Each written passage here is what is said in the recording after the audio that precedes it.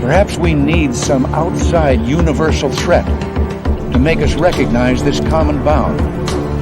I occasionally think how quickly our differences worldwide would vanish if we were facing an alien threat from outside this world.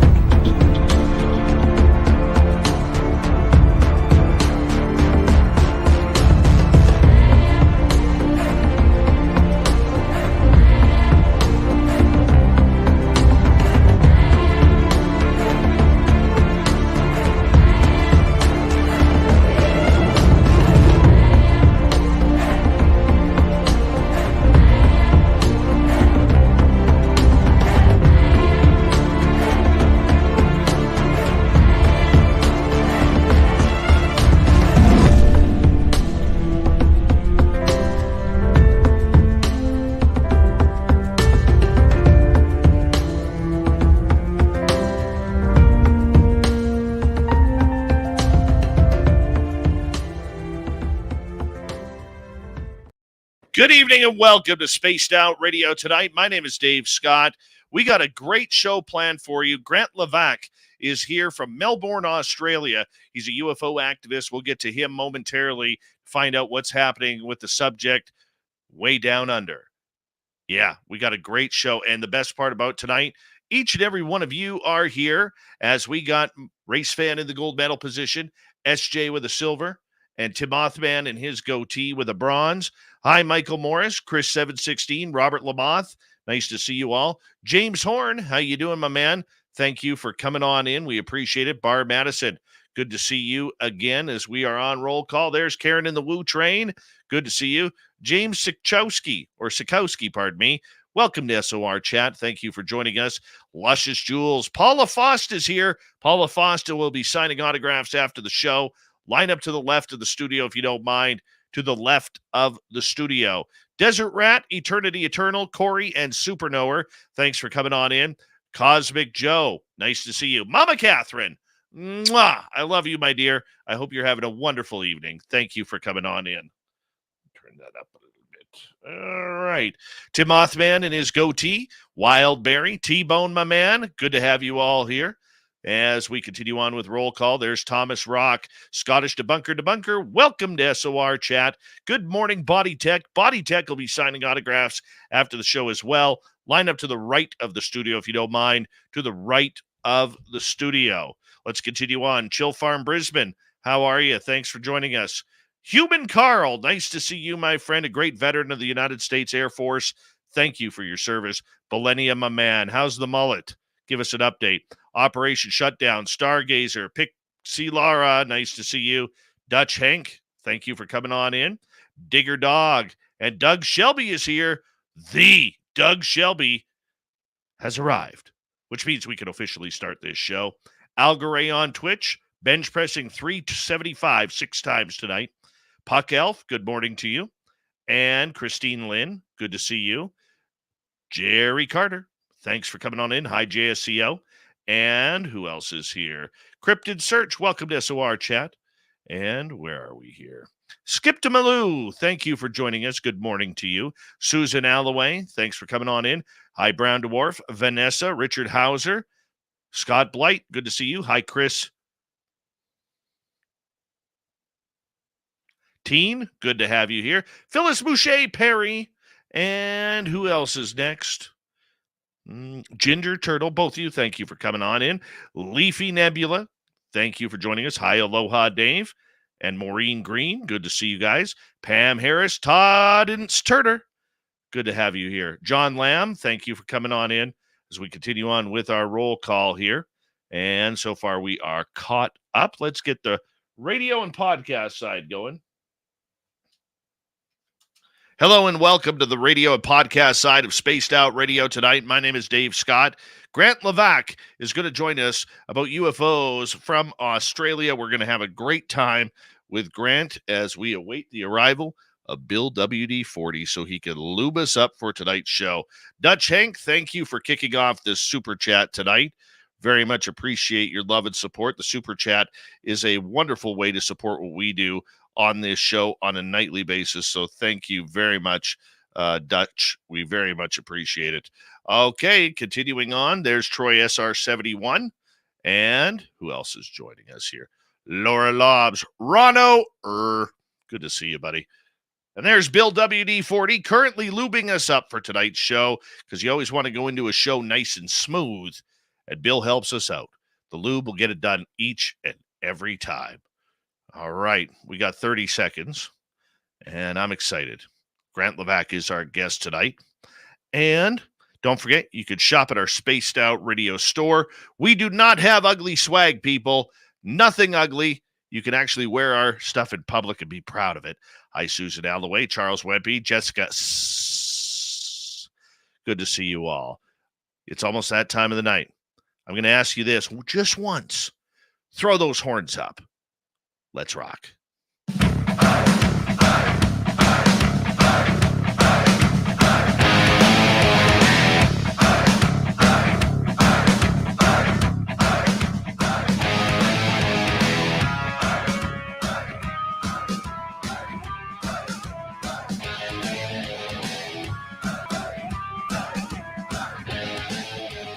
From the mountains of central British Columbia to you listening around the world, this, my friends, is Spaced Out Radio. I am your host, Dave Scott, sitting in the captain's chair of SOR headquarters. We welcome you to tonight's show on our terrestrial affiliates around North America, digitally on Odyssey Radio, TalkStream Live, at KPNL. All of our archives are free. Join us at youtube.com/Spaced Out Radio. Do old Davey the favor, hit that subscribe button. You can follow us on Twitter at Spaced Out Radio, Instagram at Spaced Out Radio Show, and on Patreon in the Space Travelers Club. Our website, spacedoutradio.com. We have a plethora of features for you. Rock out Bumblefoot, read the news wire, check out our swag as well. Tonight's show is brought to you by Chive Charities. Help make the world 10% happier by visiting Chive Charities today. You can find them on our website. We got a great show for you tonight as we are going to head to Australia, where Grant Lavac, a UFO activist, is going to join us to talk about what's going on in the UFO world, both over there, where he is, which would be here for him, and over here, but there for him. Go figure. He's living in the future, and we appreciate that. We really do. We do. And then, hour 3, Steve Stockton from Among the Missing is here.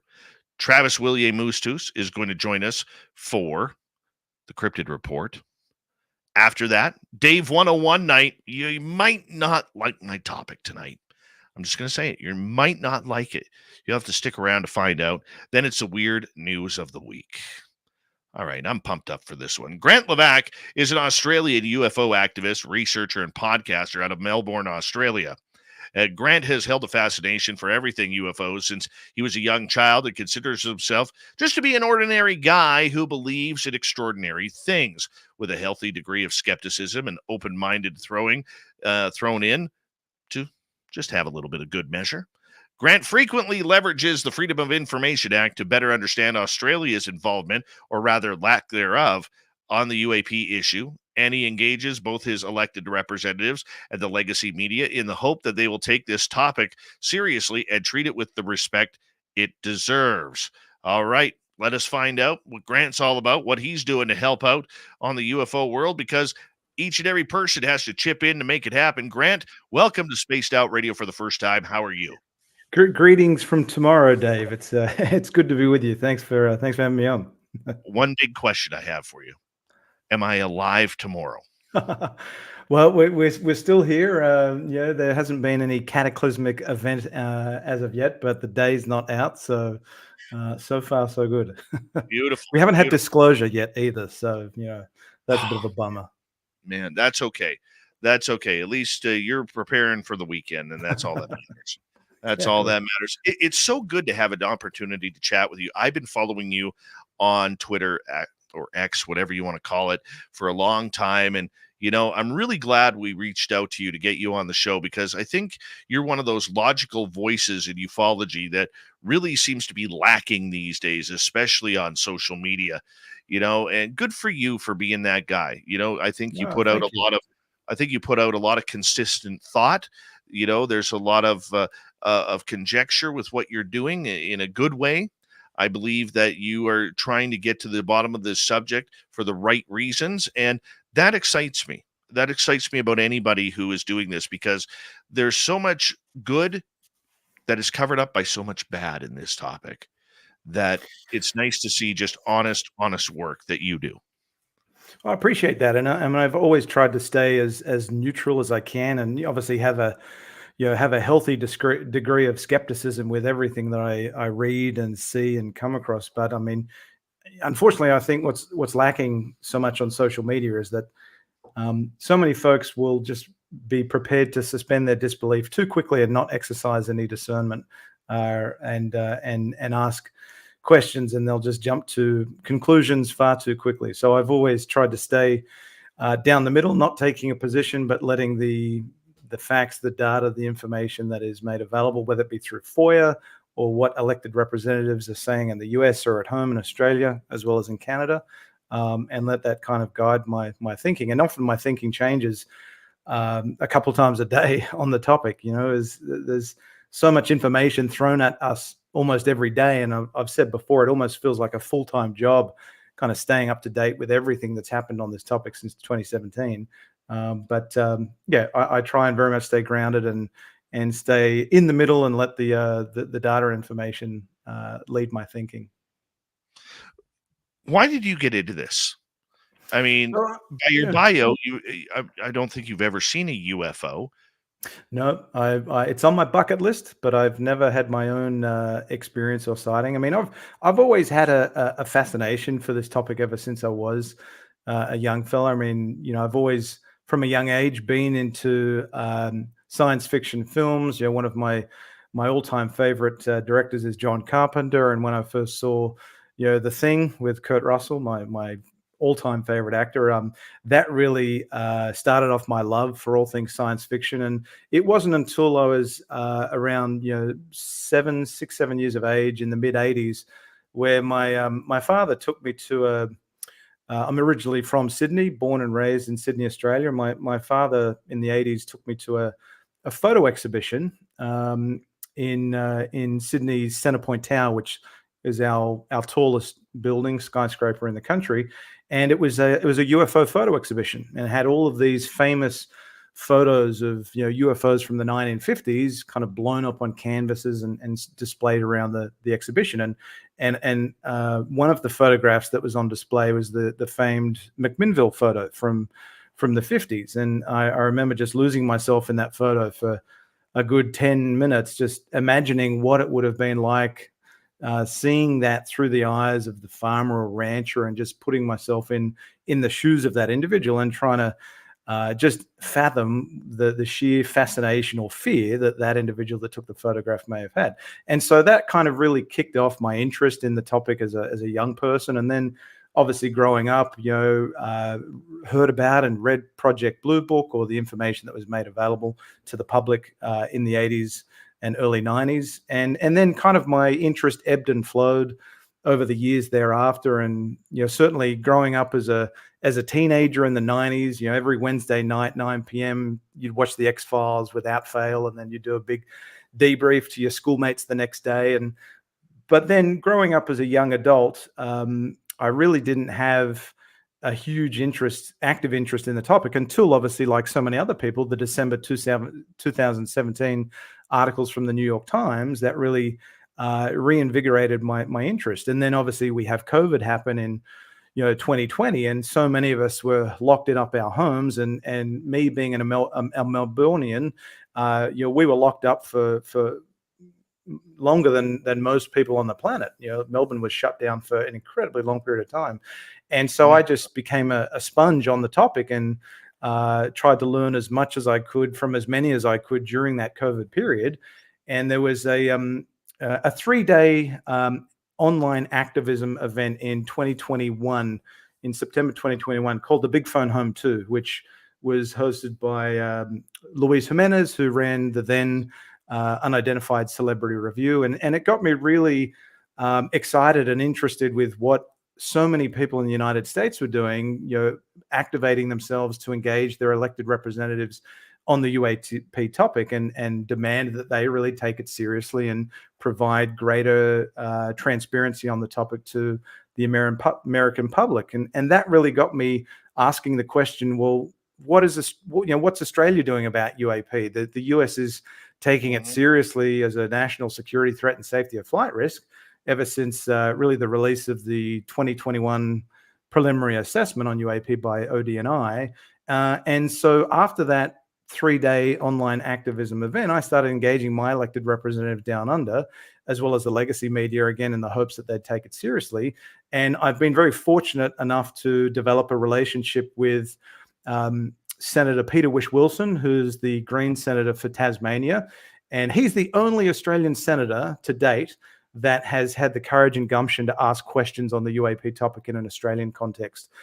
So I've been had frequent engagement with him, keeping him apprised of what I'm able to uncover through the Freedom of Information Act, obviously keeping update with what's happening in the States.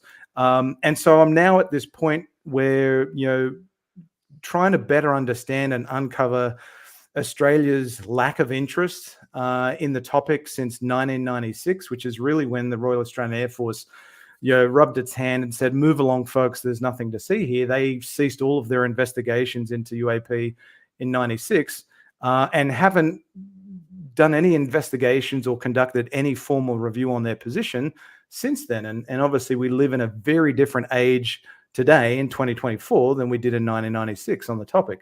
So that kind of is a brief history for you. And that's really my driving motivator now, is to kind of engage both my elected representatives, the Australian Department of Defence, legacy media, and in the hope that they'll start asking some serious questions as to why isn't Australia taking the topic as seriously as our US and Five Eyes ally. Well, and that's one of the reasons why I wanted to bring you on, because like Canada, we're all part of the Five Eyes in protection and defense and everything that goes on. And up until the last couple of years, I didn't realize how much the UFO topic was actually involved with the Five Eyes as well. Everything seems to be controlled by the United States, of course, because they are the powerhouse and we're just the secondary followers to help them out. That if there's a good brawl going on, we're all going to help, and that's exactly what it's all about, but I look at Canada, where I am in the exact same situation where you guys are, where we only have one member of parliament really talking about it, and Larry Maguire. I was the one who brought Larry out to the public and did his first long form interview on the subject here coming up 2 years ago now. And I got to try and get Larry back on. But, it's weird, though. Do you notice in your politics down there that a lot of the politicians will discuss this very privately, but they don't want their name associated with the topic for fear of laughter and ridicule? Yeah, I completely agree. And I think there is still an air of stigma. A lot of members of parliament and senators in Australia, I think they still believe that it's political suicide if they touch the topic.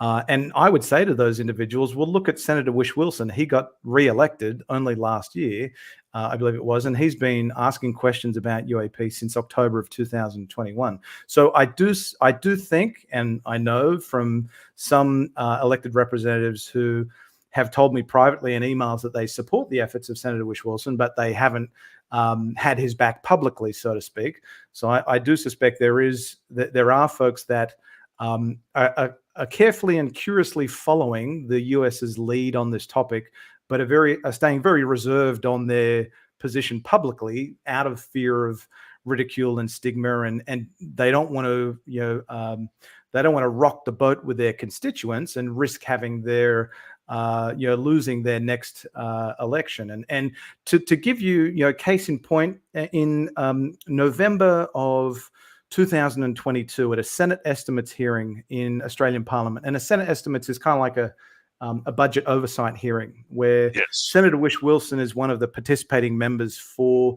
the Defence, Foreign Affairs and Trade portfolio. And he asked at that November 2022 Senate estimates hearing, he was asking some questions.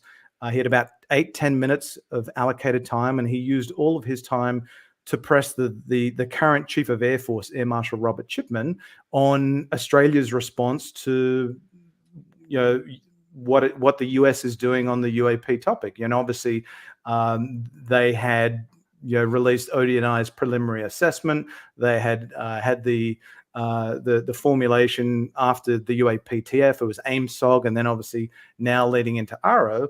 And Senator Whish-Wilson asked Air Marshal Robert Chipman if he was aware of the reports of UAP incursions into US airspace during training and military exercises, and that a number of military exercises had to be cancelled as a result of those incursions. And then you had all of a sudden Senator Penny Wong, who's our current Minister for Foreign Affairs, interjected and said in a very deriding tone, "Is this a UFO question?" As if it was beyond the Senate estimates to even entertain the notion that we're talking about UAP, UFOs in an Australian context. And so sadly, her ignorance is just a classic example of where there is still, you know, folks in government that will snigger behind their hands. They'll ridicule and ostracize anyone that takes the topic seriously, you know, and entertains the notion that it's something worthy of investigation and further scrutiny. And that air of stigma and ridicule is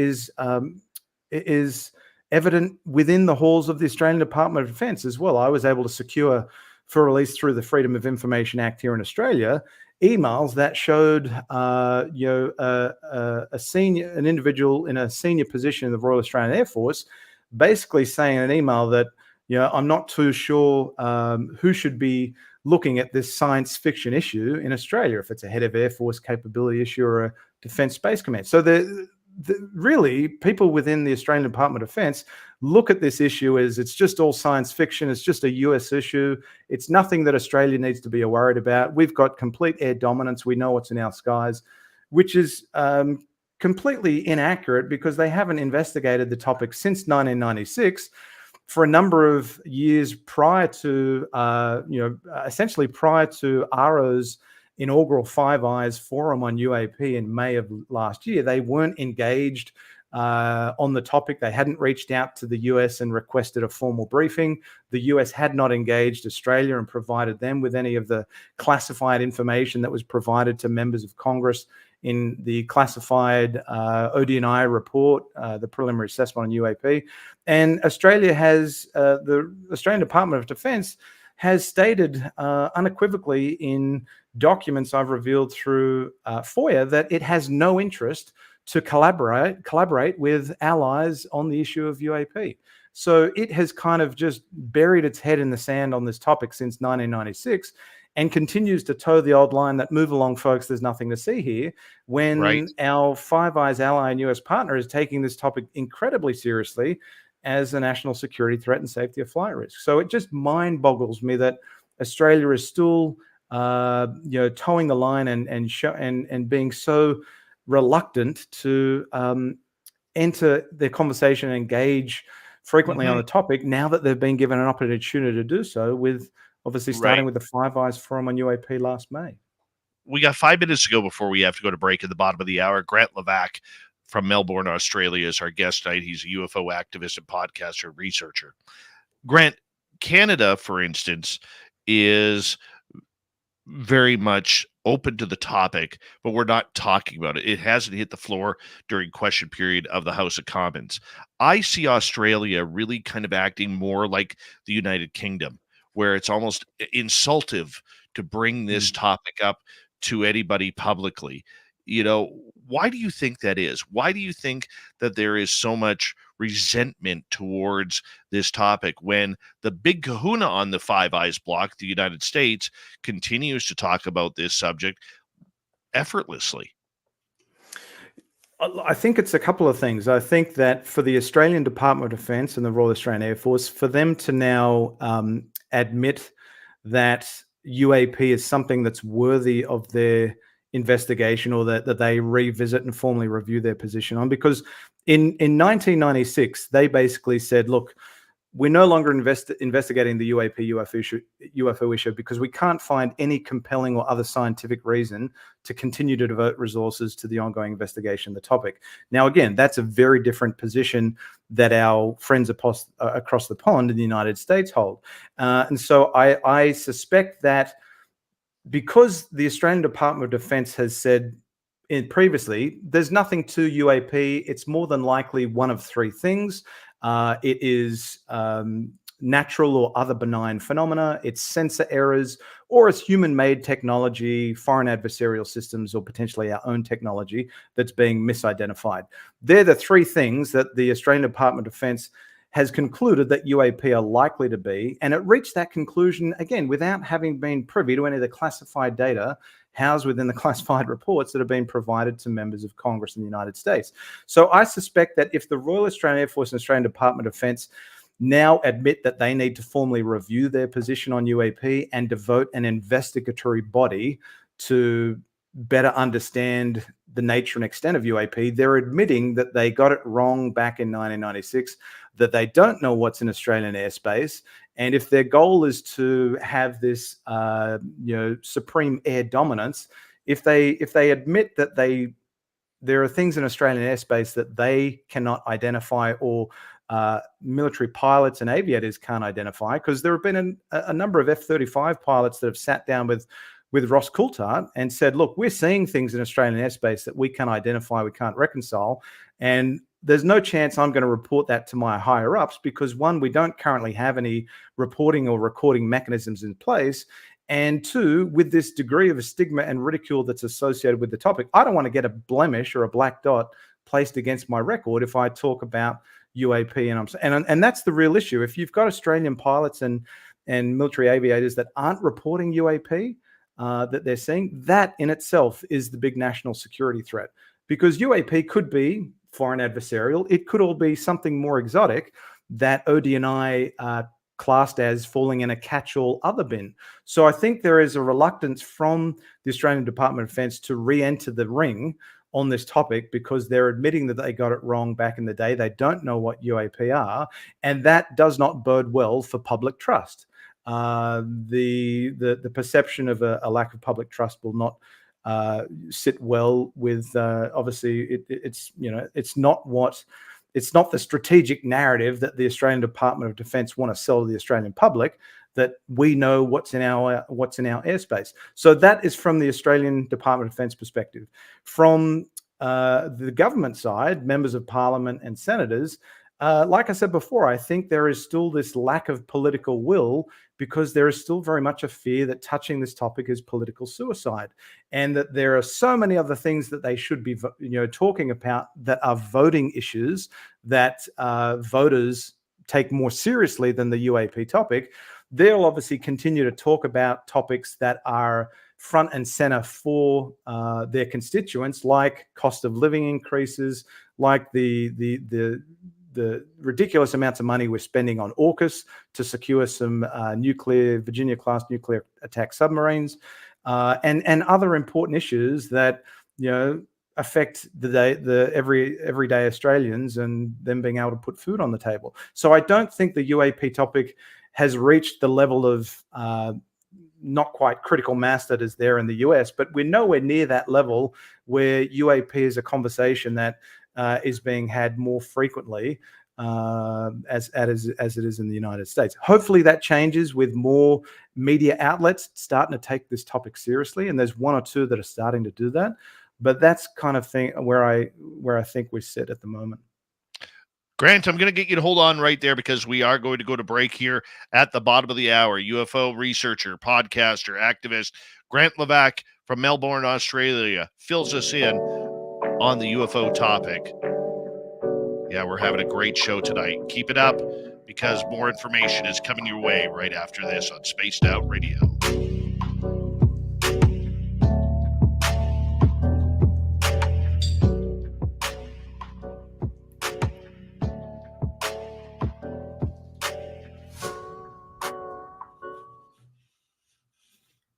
All right, we are clear. Let me know if I go on a bit too long, because I've known to yap. So Dude, you're doing great. if I say too much, cut me off.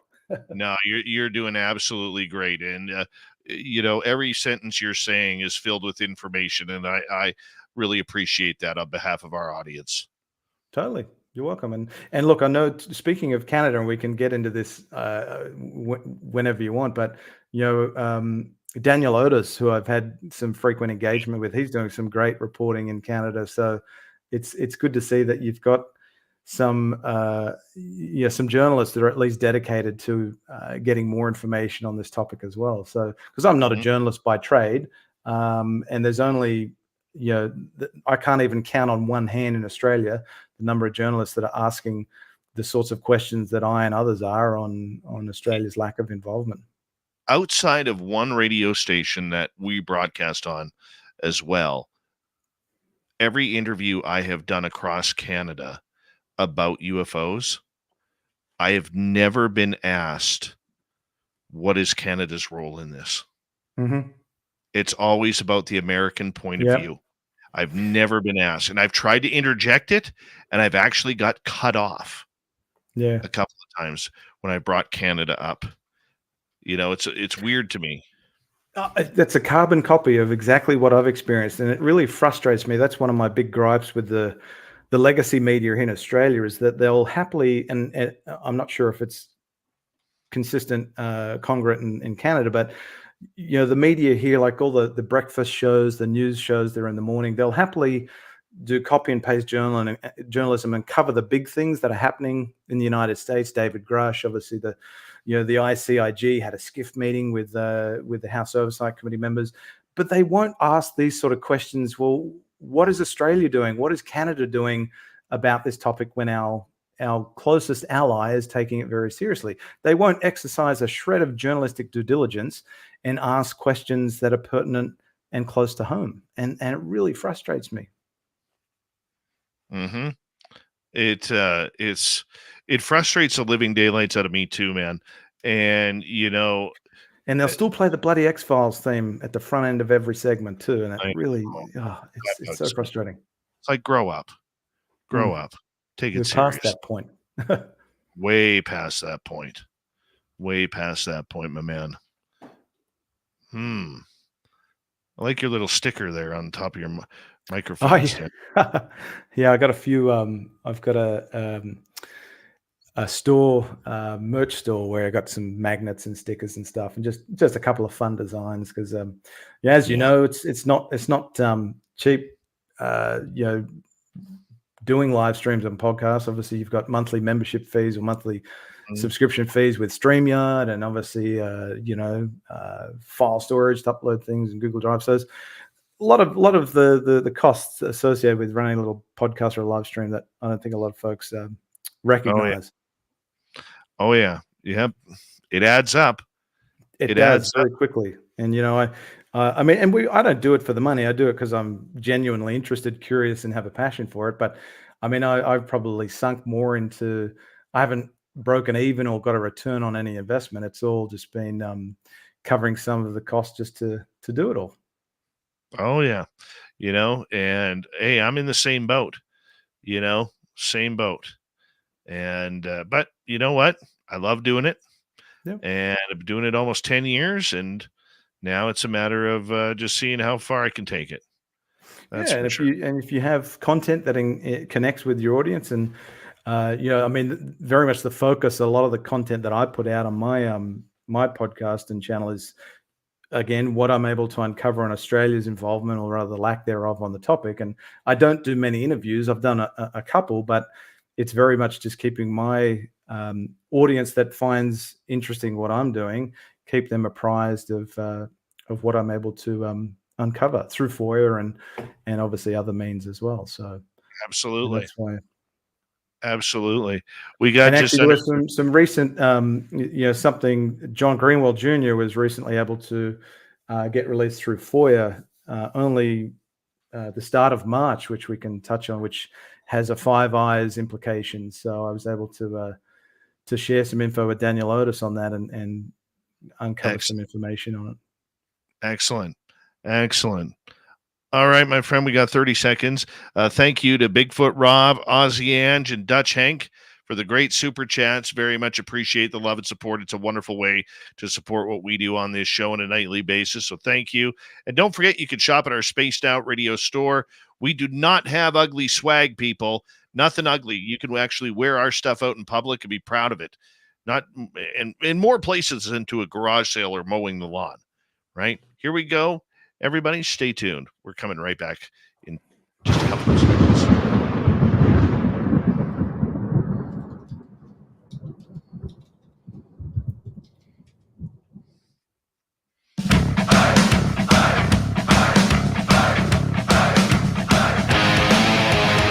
Here we go with the second half hour of Spaced Out Radio tonight.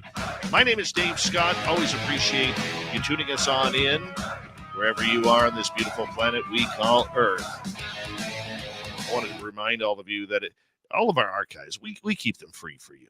Totally keep them free. Why? Because we can. Go to youtube.com/Spaced Out Radio or any major podcast network. Our website, spacedoutradio.com. We have a plethora of features for you.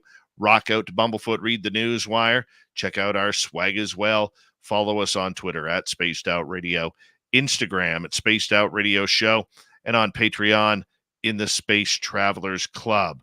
We continue on with UFO researcher, podcaster, activist Grant Lavac out of Melbourne, Australia.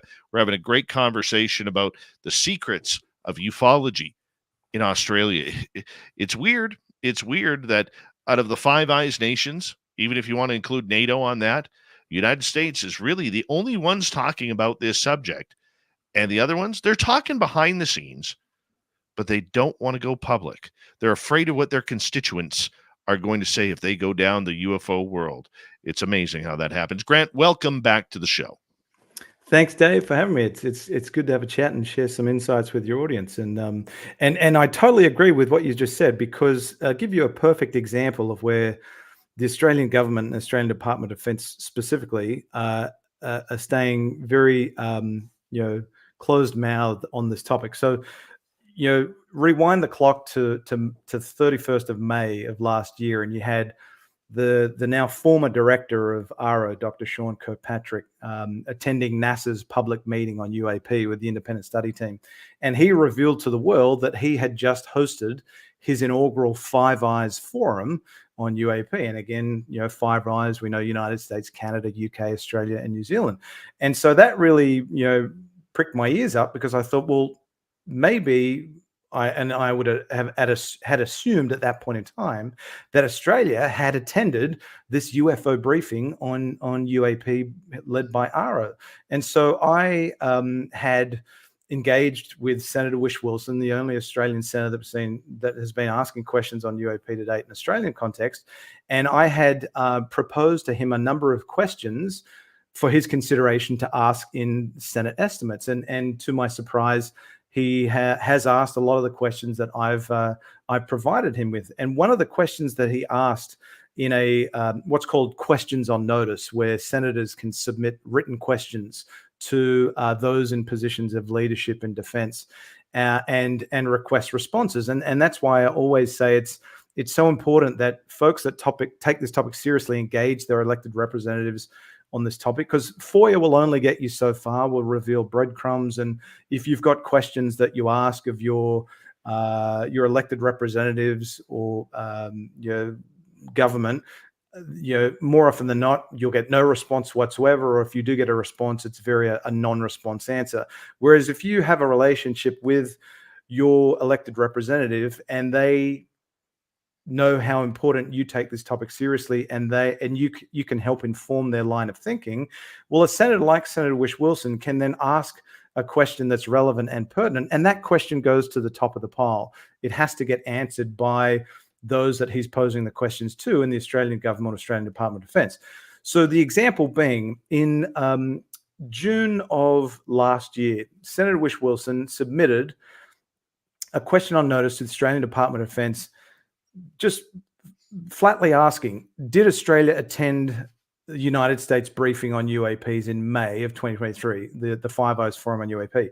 And the response that he got back from the Australian Department of Defence is, No, Australia did not attend a United States briefing on UAP, which was like, well, hang on a second. Australia's a part of the Five Eyes. Why on earth did we not attend a UAP briefing that was being hosted by our US ally, our closest ally?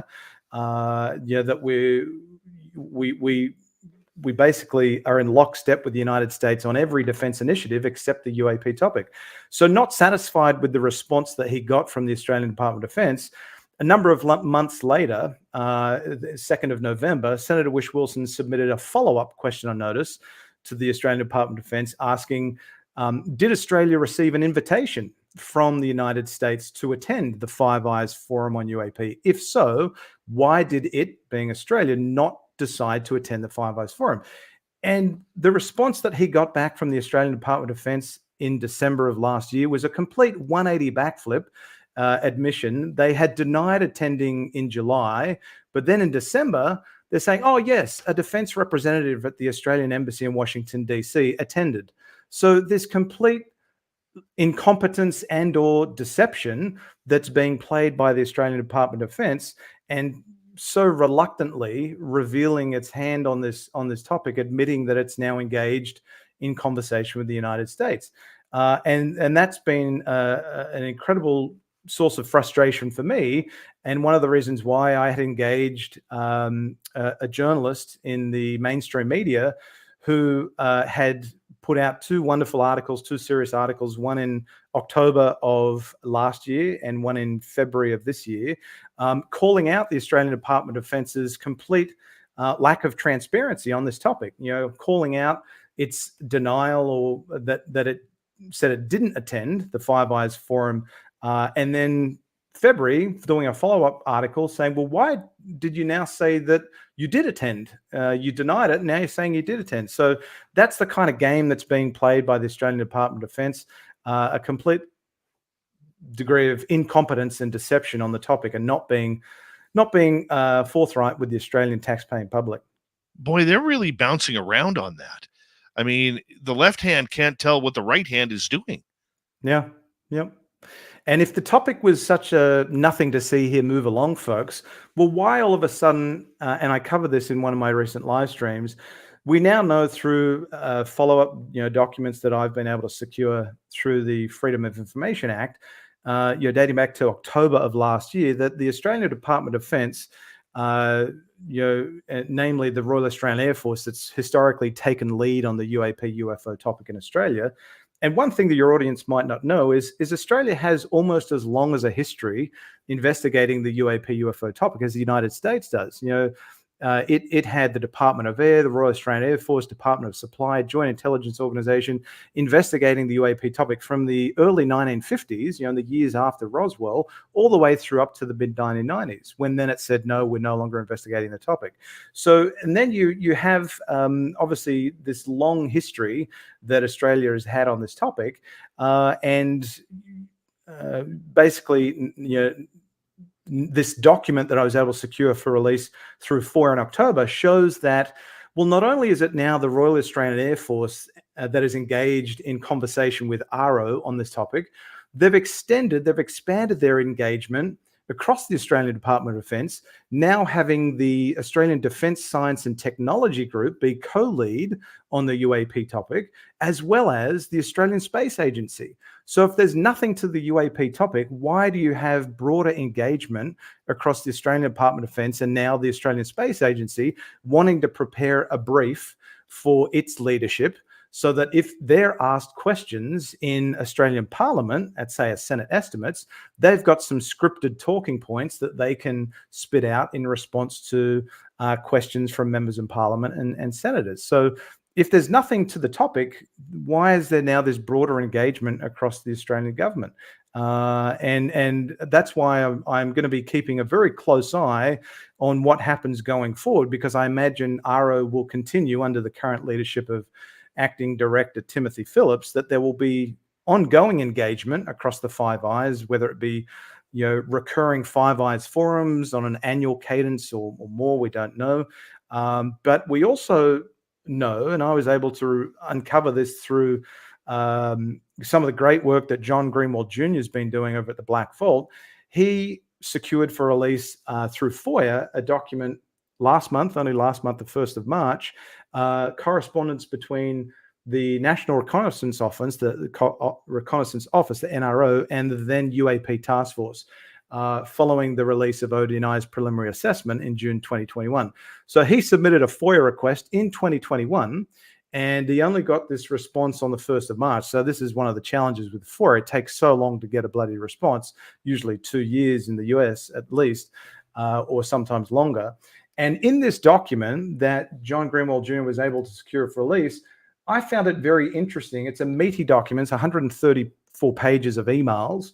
And on page 108 of this document, there is an email from a member of presumably the UAP task force that they're talking about their thoughts for the future on UAP TF engagement and with NRO and so on. And one of the lines of commentary in the email was, it says, my thoughts for the future are the following. And one of the bullet points is Five Eye coordination through square dance, in brackets, UAPTF's security classification guide allows for Five Eye collaboration. So that really sparked my interest. And I thought, well, I've never heard of square dance before. And a lot of my colleagues and those that I consider trusted advisors hadn't heard of square dance either. So I looked for some publicly available information on square dance, and I was basically able to locate a document that was released in 2022. This is all public domain, by the National Academies for Sciences, Engineering and Medicine.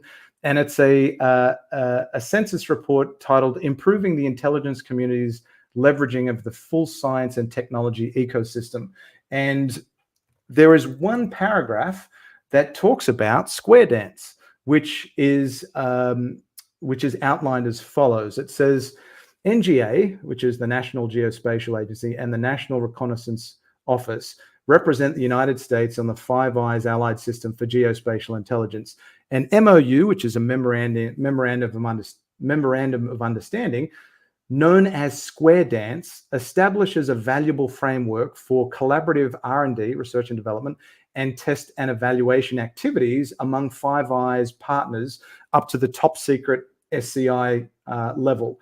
The IC primarily engages in R&D, T&E, test and evaluation, cooperation with the Five Eyes through Square Dance. Square Dance meets bi-monthly to discuss selected topics, and interested members enter into cooperative project arrangements and equipment and material transfer arrangements. So the revelation of this Square Dance framework suggests that there has been potential engagement on the UAP topic dating back to the days of the UAP task force.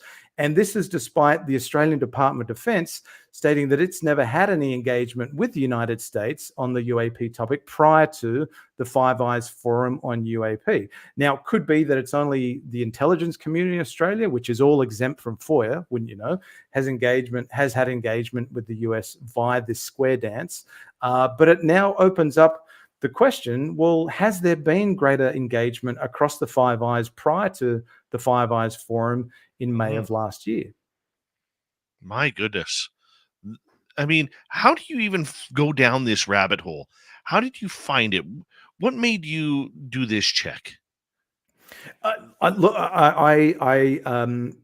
really respect and value the work that John Greenwald does on FOIA. I mean, he's been a wonderful advocate for FOIA for decades, and I've really just followed what he's been doing, and been a sponge and learning from him directly. And I'm thankful that I've been able to develop a friendship with John and seek his guidance and counsel on some FOIA requests that I've wanted to do down under. So he's been a good mentor in that respect. And essentially, all of the FOIA documents that John has been able to secure on the UAP topic, I go through and read all of them because often there will be these little breadcrumbs where there'll be a reference to Five Eyes and this Square Dance revelation. And if I see anything that relates to the Five Eyes or Australia, that then gives me a breadcrumb trail that I can then follow up on through FOIA in Australia. And likewise for Daniel Otis in Canada, he's now, I shared that information with him on Square Dance, and I think he's doing his due diligence to see if he can uncover any information. So that's why I really support what John has said time and time again, that whilst FOIA is not everything, it's a valuable tool that you can have in your toolkit to exercise your right to information and uncover these breadcrumbs that will often lead to other breadcrumbs and lead to larger bread loaves altogether. So it's not the be all end all, but FOIA can certainly be a valuable tool to give us very small pieces of a very large puzzle. All right. As we go forward, I think our audience would really like to hear, what kind of stories have come out of Australia regarding close encounters with UFOs. There's been numerous, and there was, the most famed mass sighting that's still an unresolved cold case in 2024 is the Westall flying saucer incident of the 6th of April, 1966. And there have been others as well. I mean, there is another case, 1978, Frederick Valentich, who was a pilot flying a Cessna, and he reported to air traffic control that there was something hovering above his aircraft, and sadly he lost his life. And there was a recording of that transmission between him and air traffic control that has never seen the light of day, and I was privileged to hear it in its entirety only recently, because it's in the hands of a small select number of folks, and it's a truly chilling exchange between Frederick Valentich and air traffic control, and hopefully one day that will be released for everyone to hear. But that Frederick Valentich, his disappearance, and the Westall flying saucer incident in 1966, they are two cases that have intrigued me over the last couple of years, and I didn't really know a whole lot about the Westall incident until we're in the heart of COVID, and a couple of people that had engaged with me on social media suggested I maybe look into the Westall incident. So I got connected very quickly with a gentleman by the name of Shane Ryan, who's kind of been the lead researcher and investigator on the Westall incident for a number of years now, coming over a decade. And he did a wonderful documentary a number of years ago called Westall 66, a suburban UFO mystery. Really good introduction to the Westall incident if anyone wants to watch it. And obviously Westall was covered in James Fox's The Phenomenon of 2020. And we know Ross Coulthart has covered the Westall incident in some of the documentaries he's done for 7 Spotlight in Australia. So once I had engaged and gotten in touch with Shane Ryan, he suggested that I attend a witness reunion event that some of the Westall witnesses get together once a year on location at a place called The Grange, which is about a mile south of Westall High School, where on the 6th of April 1966 there were between 1 and 3 anomalous objects seen in the sky above Westall. Witnesses reported them being flying saucer in shape, and one of these crafts, flying saucers, was alleged to have descended to or landed on the ground at this densely wooded area called the Grange. And so that's where these small number of primary witnesses convene once a year to get together, share their recollections, keep their memories alive, and engage with members of the general public. And so on the recommendation of Shane Ryan, I decided to get along to one of these reunion events. This was April of last year. And I thought, I'll take my iPhone with me just in case some of these witnesses, if they're happy to go on camera and answer any questions that I have, that they'll be prepared to do so. And to my surprise and delight, many of them, there was 5 of them that were very generous in giving of their time. They were prepared to go on camera and just answer a barrage of questions that I had for them on the Westall incident. And I was very grateful that I was able to capture in long form format a lot of testimony from these witnesses and put it into a documentary that I aired on my channel last year, which is short of 90 minutes in duration. And it's not designed to be kind of like a definitive on the Westall incidents. If anything, it's really a companion piece to what's been put out there already by Shane Ryan and James Fox.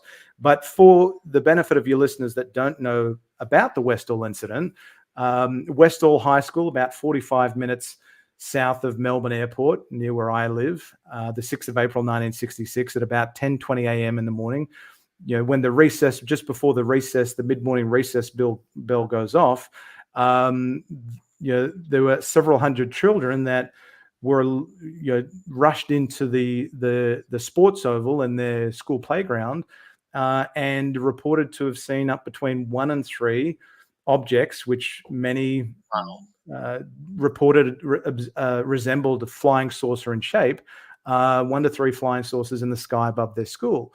And one of them moved south of the school to this densely wooded area known as the Grange, where it either landed or came into close contact with the ground. And wouldn't you know it, before the school day is out, the military arrives. And there is a military presence at the school, and sections of the school and the Grange are all locked down. The students are told to shut up about it. They're not to speak of what they saw. And that was reiterated by the headmaster of the school. Why would they tell the kids to shut up? That's a very good question, and that's one that I've not been able to rattle my brain for an answer for. Because if it was something so prosaic, like it's been proposed, one of the hypotheses put out there by actually a researcher that I respect and have had the good fortune of engaging with and learning from, Keith Basterfield. He did some research and he put a hypothesis forward that, well, maybe Highbow, which is a high altitude balloon, could have been responsible for what was seen in the sky above Westall High School. And he was able to reveal through FOIA and other documentation that there was a top secret or a secret project called Project Highbow that operated a couple of 100 kilometers northwest of Melbourne in a place called Mildura, where there were these regular balloon launchings. And Project Highbow was designed, it was intended to, using scientific equipment to kind of sniff out, detect radioactive remnants from atomic testing in the South Pacific.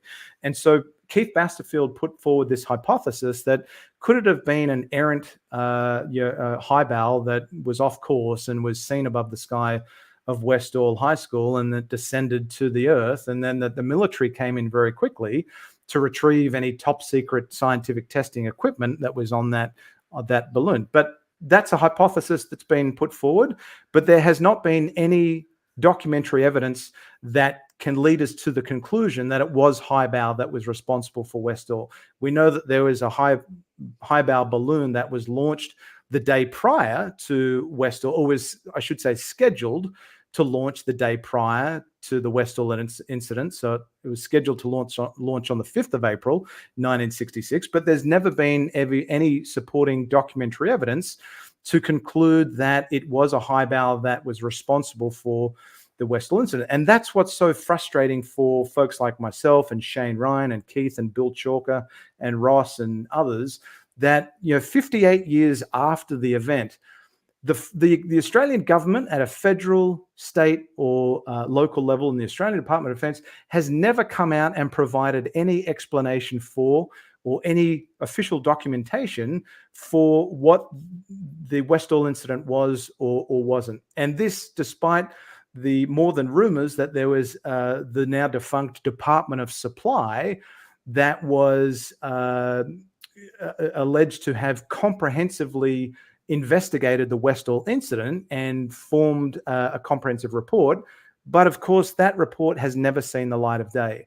It's either been destroyed or it is still being locked away. It's under lock and key, and it's never been publicly released. And that is a big source of frustration for not just researchers, that we can't find any documentary evidence, but the source of frustration for so many of these primary witnesses that I spoke to and they were prepared to go on camera is that they were frustrated that they were told to shut up about it. Hold that thought. We are through 1 hour with Grant Lavac. UFO researcher, activist in Australia. More on the major topics and stories from down under on Spaced Out Radio in Hour 2.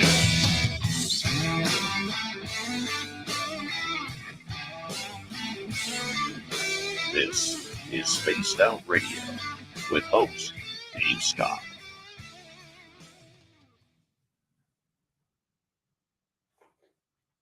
All right, my friend, we are clear. We're going to take about a 5.5-minute break. I'm going to put you back in the green room, and I'll be right back, okay? Okay. Chat soon. Thank you.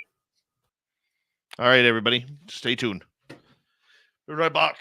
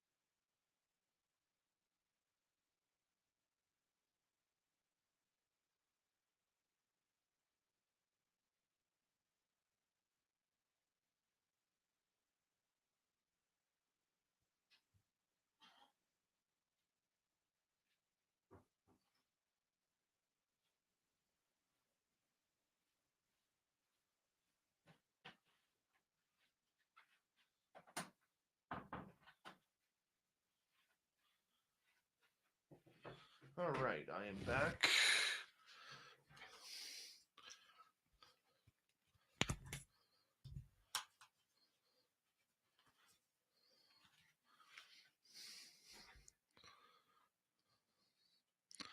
All right, so let's bring Grant back in here. How you doing, buddy? Good to be with you, Dave. Good to have I'm having a lot of you. fun here, man. Having a lot of fun. Thank you for doing this. Oh, you're very welcome. And look, it's great to. I've just been having a chat with some of your folks in the chat. Good to see so many fellow Aussies here for this. So I appreciate their support. Quick shout out to Political Foolishness, Thurston Howell III, Paris Solo. Thank you for coming on in and joining us. Good morning, Castle Dude, and Sweet Tony D from the UK. And let's see who else is here. If you're a new listener, do us a favor, hit subscribe, ring that bell, and we'd really appreciate it. And the chat room is. I had a good pal of mine, Zane Michael, says he's a big fan of yours, Dave. So he wanted me to let you know. Zane, thank you very much, my man. Thank you. Very much appreciate it. And thank you also to Dutch Hank, Aussie Ange, and Bigfoot Rob for the super chats. Greatly appreciate your love and support, everybody. Don't forget you can shop at our Spaced Out Radio store. We do not have ugly swag. Nothing ugly there. You can wear anything you want. We got good swag for everybody there. Go take a look at our website. All right, we're going to get going in 3 seconds here. Hold on tight.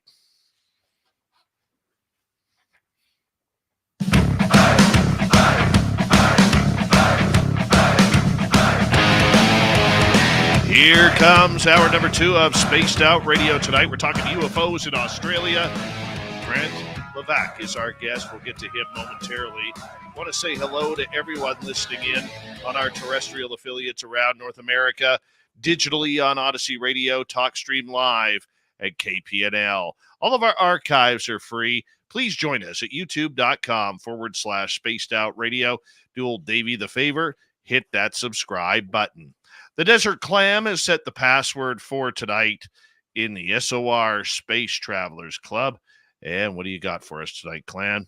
Oh, I don't know. Tag Harem Ancient? Probably pronounced that wrong, but the Clam sets the password each and every night right here on Spaced Out Radio. Our website, spacedoutradio.com. We have a plethora of features for you. Rock out to Bumblefoot, read the news wire, check out our swag as well. Follow us on Twitter at Spaced Out Radio, Instagram at Spaced Out Radio Show, and on Patreon in the Space Travelers Club.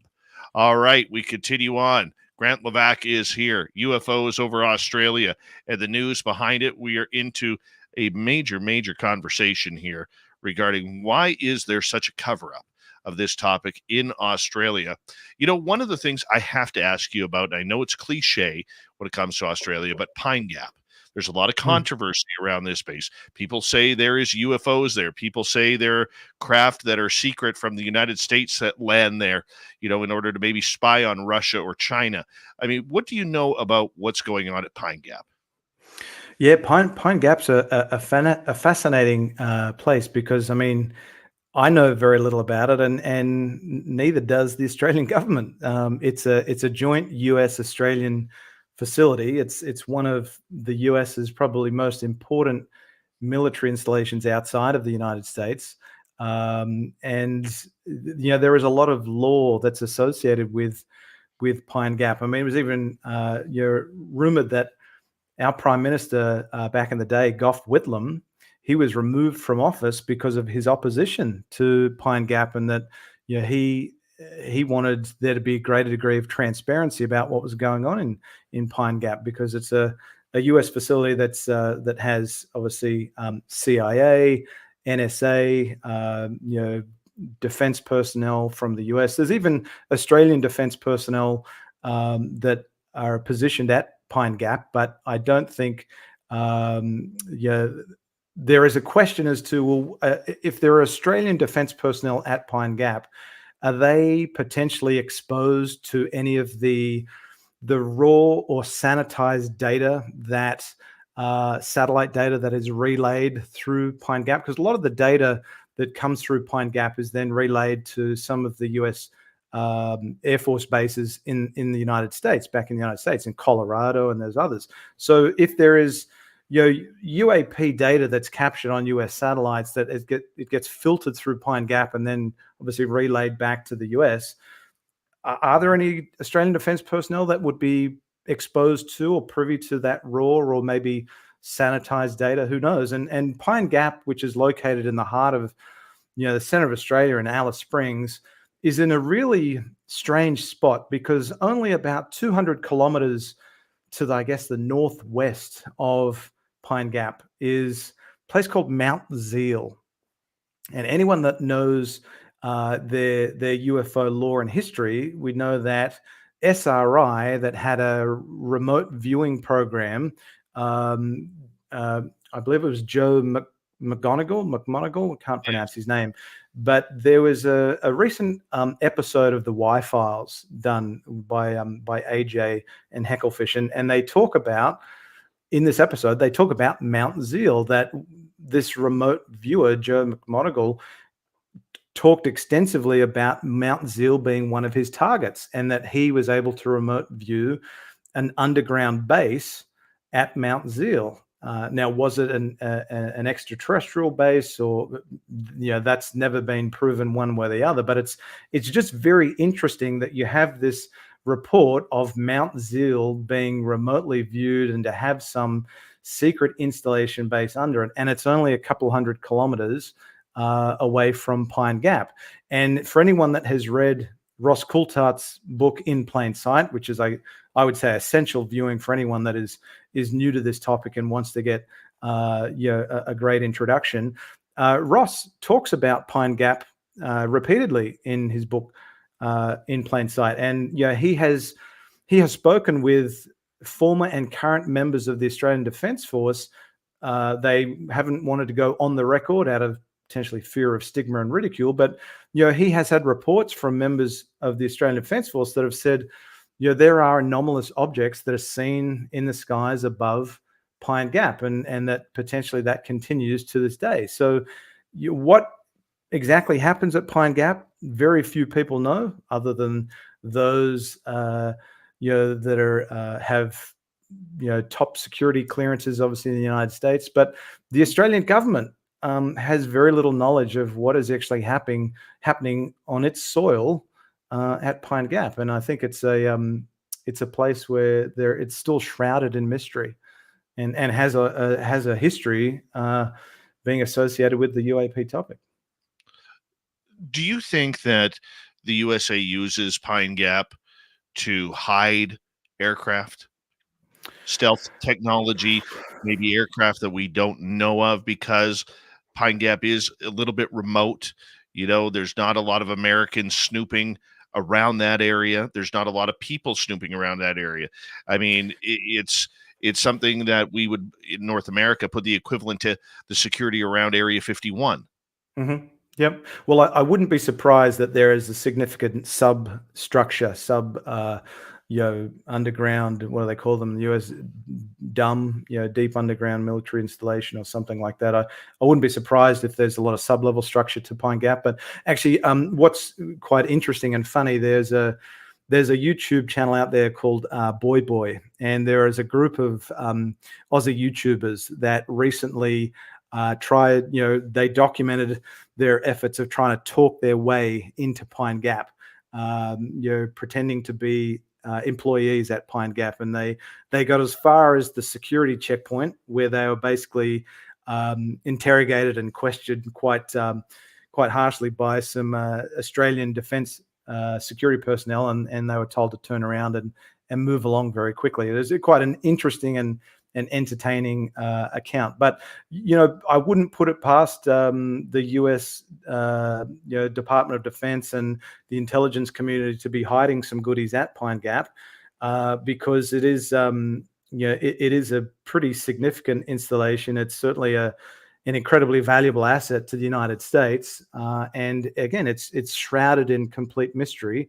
And the fact that not even the Australian government knows the extent of what's going on at Pine Gap on its own sovereign soil is both concerning and certainly makes you beg the question. Well, what actually happens at Pine Gap and what is being stored there?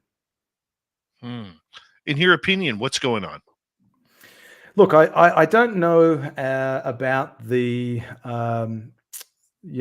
hiding of top secret tech at Pine Gap.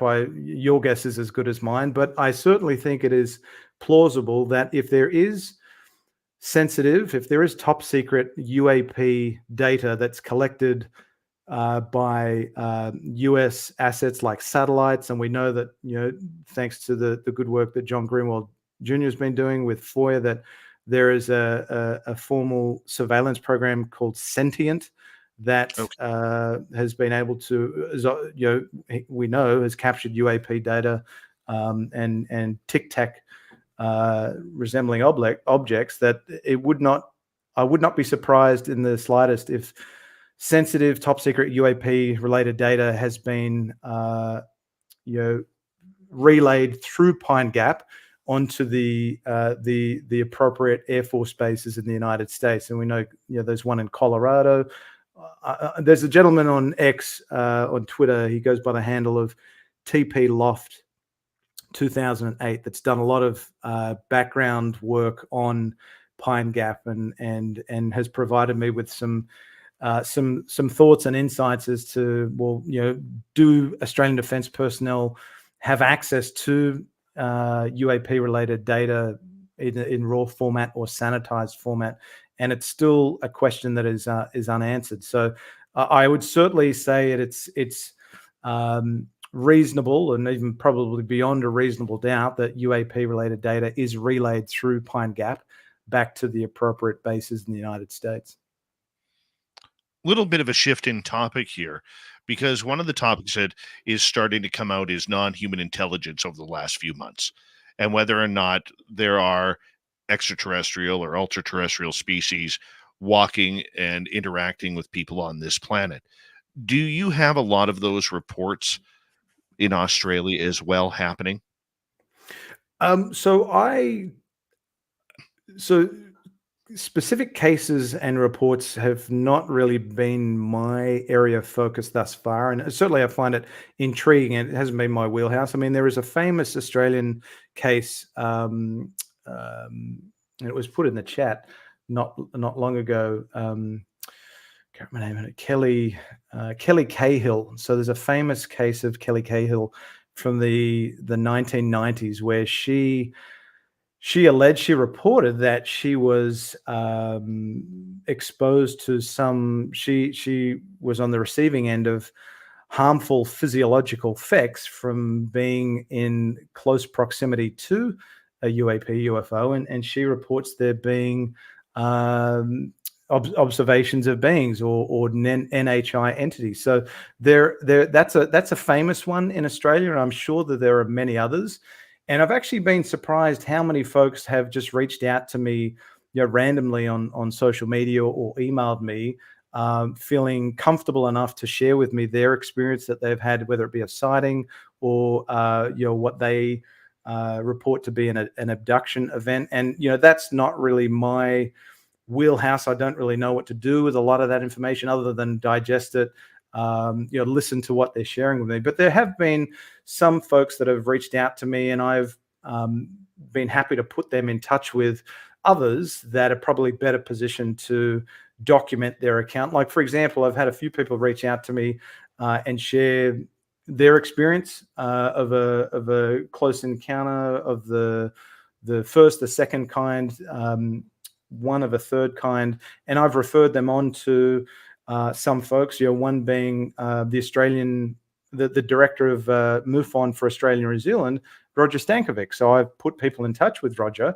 and he's been able to connect with them and formally document their case, their report, and then obviously put that in the MUFON files for appropriate follow-up. So I find the experience a phenomenon fascinating, and I've said this before, that I hope that if there is confirmation that NHI is a reality, if there is a formal admission by the US government or another government that NHI is a reality, there's been an ongoing presence on our blue marble, then that adds, I believe, a ton of weight and credibility to the experiencer phenomenon and the abductee phenomenon. Because if NHI is a reality, then it's not a big stretch to then say, well, you know, if there's been an NHI presence, has there been any interaction with, with humans, some pleasant, some very unpleasant, and I hope that if and when that day comes, if that's a reality, that then the walls of stigma will hopefully start to fall for those that are experiencers. Because I think, unfortunately, there is still that air of ridicule and ostracization around those that are experiencers, and you know, credit to a couple of the organizations out there like UAP Med, and I know there's inquiry into the anomalous, a few folks that work closely with experiencers, and there's safety in numbers for experiencers to have those conversations in groups where they're welcome to share their experience. But I don't think, I mean, look at the reaction that basically Ralph Blumenthal had with his article that he wanted to get out in the New York Times, and it was released, I believe, through the debrief that had, I think it was J. Christopher King was a subject of that article on the experiencer phenomenon. And you know, the New York Times didn't want to touch the experiencer phenomena aspect. And you know, the work that John Mack did many decades ago before he passed away, and you know, he's obviously done been a pioneer on the experiencer phenomenon and being an advocate for those individuals. And that's why I say I hope that the experiencers get their day to talk freely and openly on the topic, because the walls of stigma still exist for many of those that have seen something or experienced something that they can't explain. We're still very much at the nuts and bolts level of having a conversation of, well, we acknowledge that UAP are a thing, but we now need to know what UAP is. And it could be a number of things. You know, NHI is just one. Right. Obviously, the ET explanation is one that's most fantastical and talked about, but we know it could be a smorgasbord of other things. You know, extratemporal, ultra-terrestrial, Yes. interdimensional. There's tons of things that it could be attributed to. Okay. With that happening, is there a lot of secret groups studying this? I know in Canada there are a number of defense agencies and companies around the country that are secretly looking into this, trying to track them down, build radar systems that are, can track UFOs and everything along those lines. People are investigating everything from hotspot areas where they think the UFOs are coming in. The province of Manitoba seems to be a very hot hotspot for some reason. I've heard from members of both Canada and the United States to keep your eyes on Manitoba. Do you have that happening down there where secretly this is something that is being investigated by defense companies? Well, look, I've tried to. I've asked Ross Coulthart that question. I had the privilege of having Ross and Bill Chalker and another researcher on my live stream in August of last year, and Ross was informed by a source of his that there had been, he had been told of Australian Defence Special Forces that were involved in a crash retrieval effort. And I asked Ross the question, was that on Australian soil or abroad? And he wasn't wasn't in a position to answer that question. So, it makes me wonder, has there been any crash retrieval efforts by Special Forces, Australian Special Forces on Australian soil? I mean, let's say, for example, that the Westall incident was a true UAP, and we know that there, from accounts from witnesses, that there was a military presence, on site at the school the day that it happened, and you have reports of, students seeing members of the military with what they described as Geiger counters and things that resembled metal detectors, and soil samples were taken from the Grange area where a flying saucer was alleged to have landed or hovered. Well, if that was a true UAP, if it was NHI, well, there's a crash retrieval right there for you. Well, there is an effort to retrieve evidence of a UAP at that site. So, has there been crash retrieval efforts in Australia? Well, Bill Chalker has attempted to answer that question through his research for many, many decades, and he's documented a lot of Australian cases where there were reports of a crash retrieval in Australia. So to your question, are there any secret government agencies or defense organizations that are involved in that effort? I would not be surprised if the intelligence community in Australia knows a hell of a lot more than the Australian Department of Defense does and is saying publicly on the UAP topic. And I'll give you an example. In 1971, Australian nuclear scientist Harry Turner, who Bill Chalker has covered extensively in his research, and only recently Eric Weinstein and Jesse Michaels, who did a documentary on David Grush, they've alluded to a number of times of this 1971 minute paper that Australian nuclear scientist Harry Turner did for the then Joint Intelligence Organization, which its predecessor was the Joint Intelligence Bureau, and then 1989 it changed to the Joint Intelligence Organization. In 1989 it changed to the Defense Intelligence Organization. And in this minute paper that Harry Turner authored, it was a comprehensive assessment of the United States investigatory efforts on the UAP subject dating back to Roswell all the way up to 1971. And in this document, he linked all of the research that was being undertaken in the 50s in the United States to try and crack anti-gravity.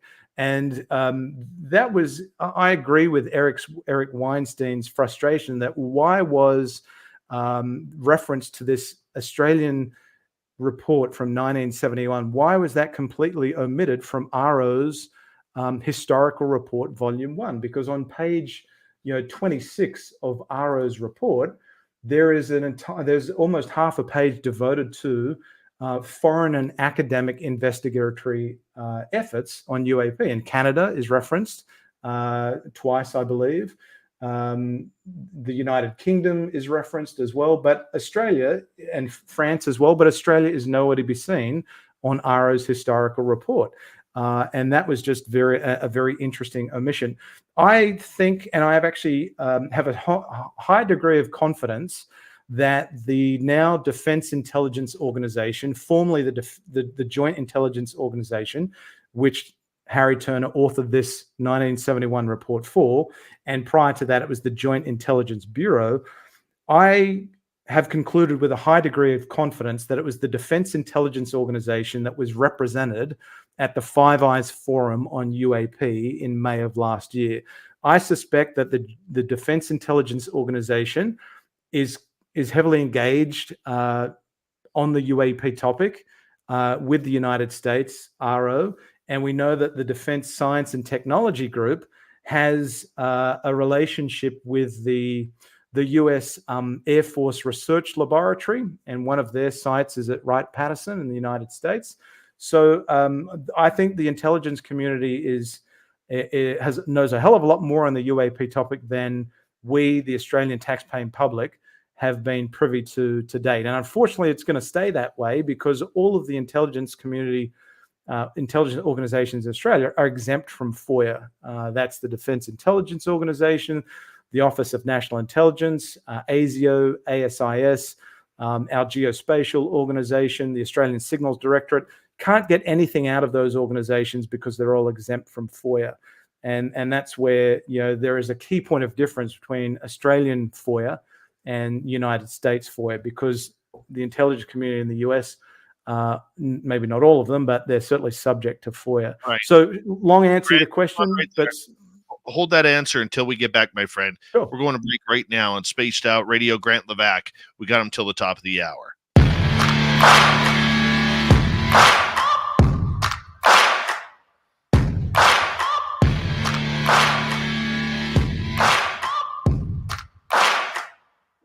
You're listening to Spaced Out Radio with your host, Dave Scott.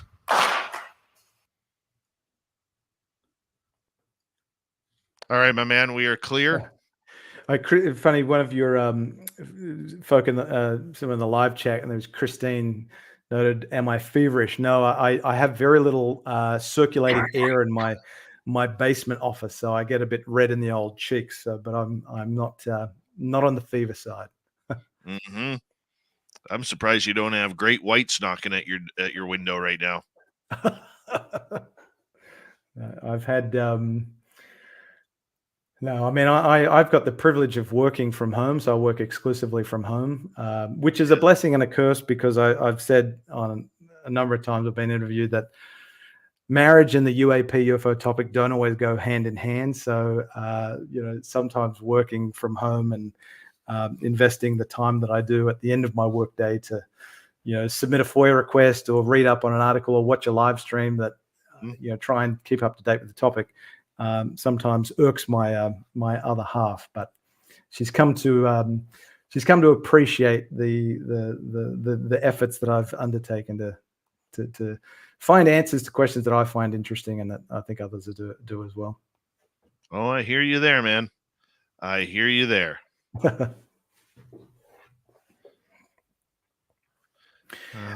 So what have you heard of any updates on the Canadian front? What's because I know that Sky Project Canada is scheduled to dump a report relatively soon. That's the big one. I do know that there is and I can't say much about it. There is a lot happening behind the scenes. There's a lot of posturing, a lot of potential contracts being signed with defense companies to look into this, and it's something that my sources in Ottawa have told me that it's really, there's a lot happening in Canada right now with the dear leader and and the politics that kind of go along with that. That this subject is as of right now, has really been pushed to the side and almost gone underground. Yeah. And everybody is just kind of waiting for Dr. Mona Niemer to really announce it. But there is a push. And Canadians are very much about, if we don't talk about it, it's not going on. Yep. And that's kind of the way it is right now up here. I mean, you're getting reports about orbs seen in the sky and all that, but behind the scenes, it is so much more than that. And it's just, how can I put it?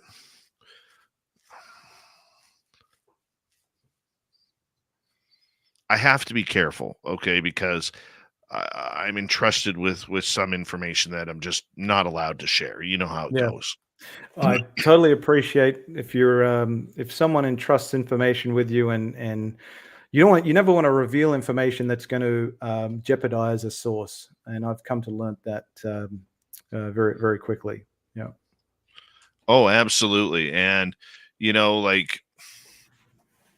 there's a lot I want to say, but I'm not going about the UFO sightings. I don't believe in UAP. I don't know if you know that about me.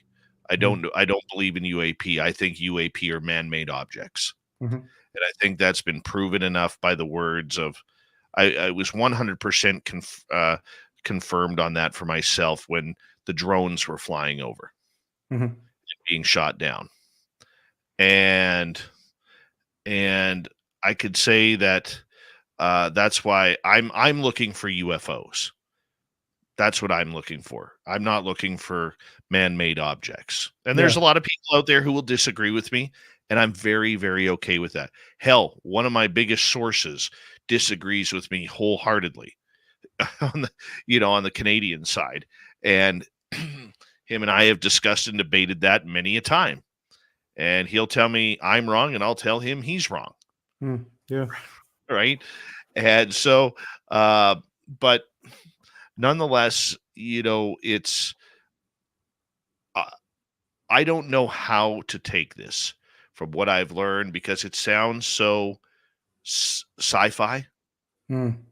And as a journalist, you have your skepticism, because that's what I did for a living before I still consider myself a journalist. I the skepticism I have, the questions I have are out there, but it's mind numbing with the reality of what's going on. It really is. And sometimes I think they're doing it right. Sometimes I think they're doing it wrong. But I'm so small. I'm a drip of water in an ocean when it comes to that. Hold on 1 second here, because we're going to get going here in about 10 seconds. Thank you, Dutch Hank, Aussie Ange, and Aussie Rob, or make that Bigfoot Rob, for the super chats. Very much appreciate the love, and we're going to get going right now.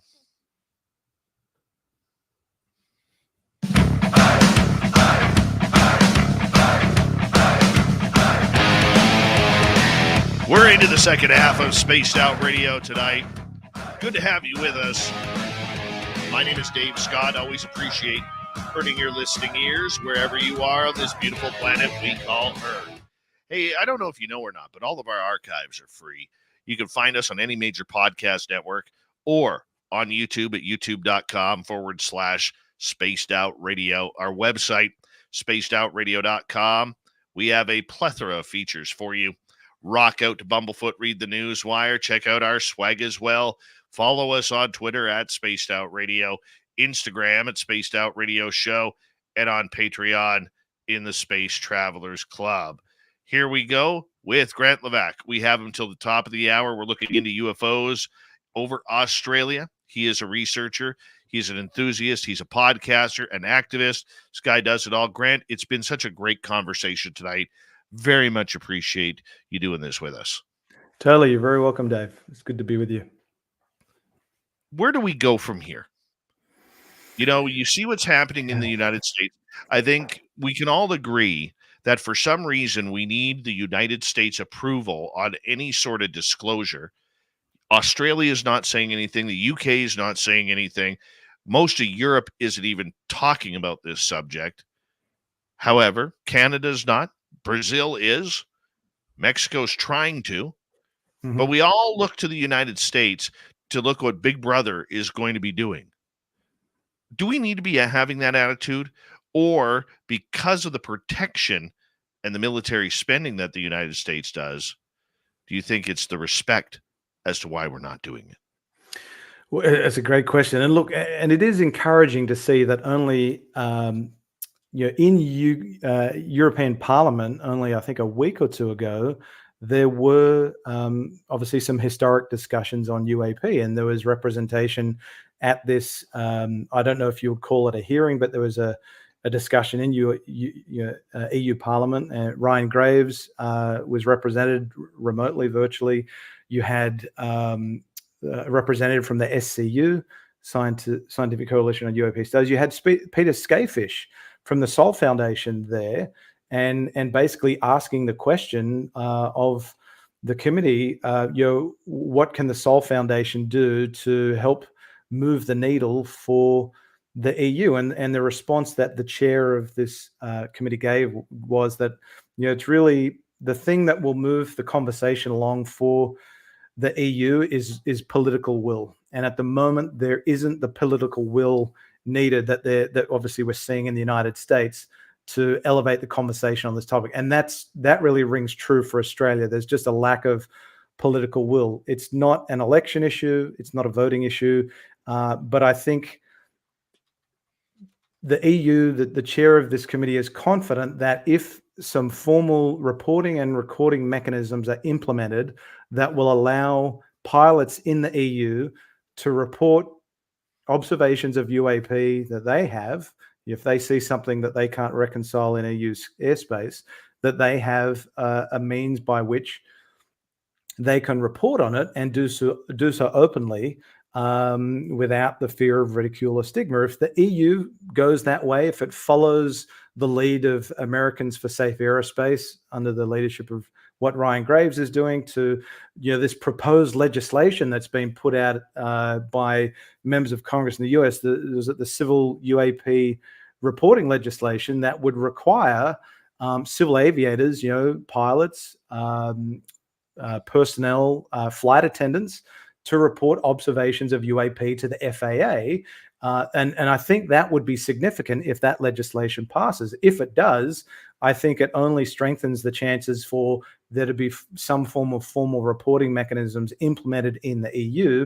And if the EU follows suit and follows the lead of the US, I think you'll get to a point where the likes of New Zealand, Australia, the UK will follow suit and implement some comparable procedures. Because at the moment, the Civil Aviation Safety Authority in Australia, CASA, as well as Air Services Australia, that manage all of the air traffic control facilities and installations in Australia, they have, along with the Australian Department of Defence, there's currently no reporting or recording mechanisms whatsoever for pilots to report observations of UAP.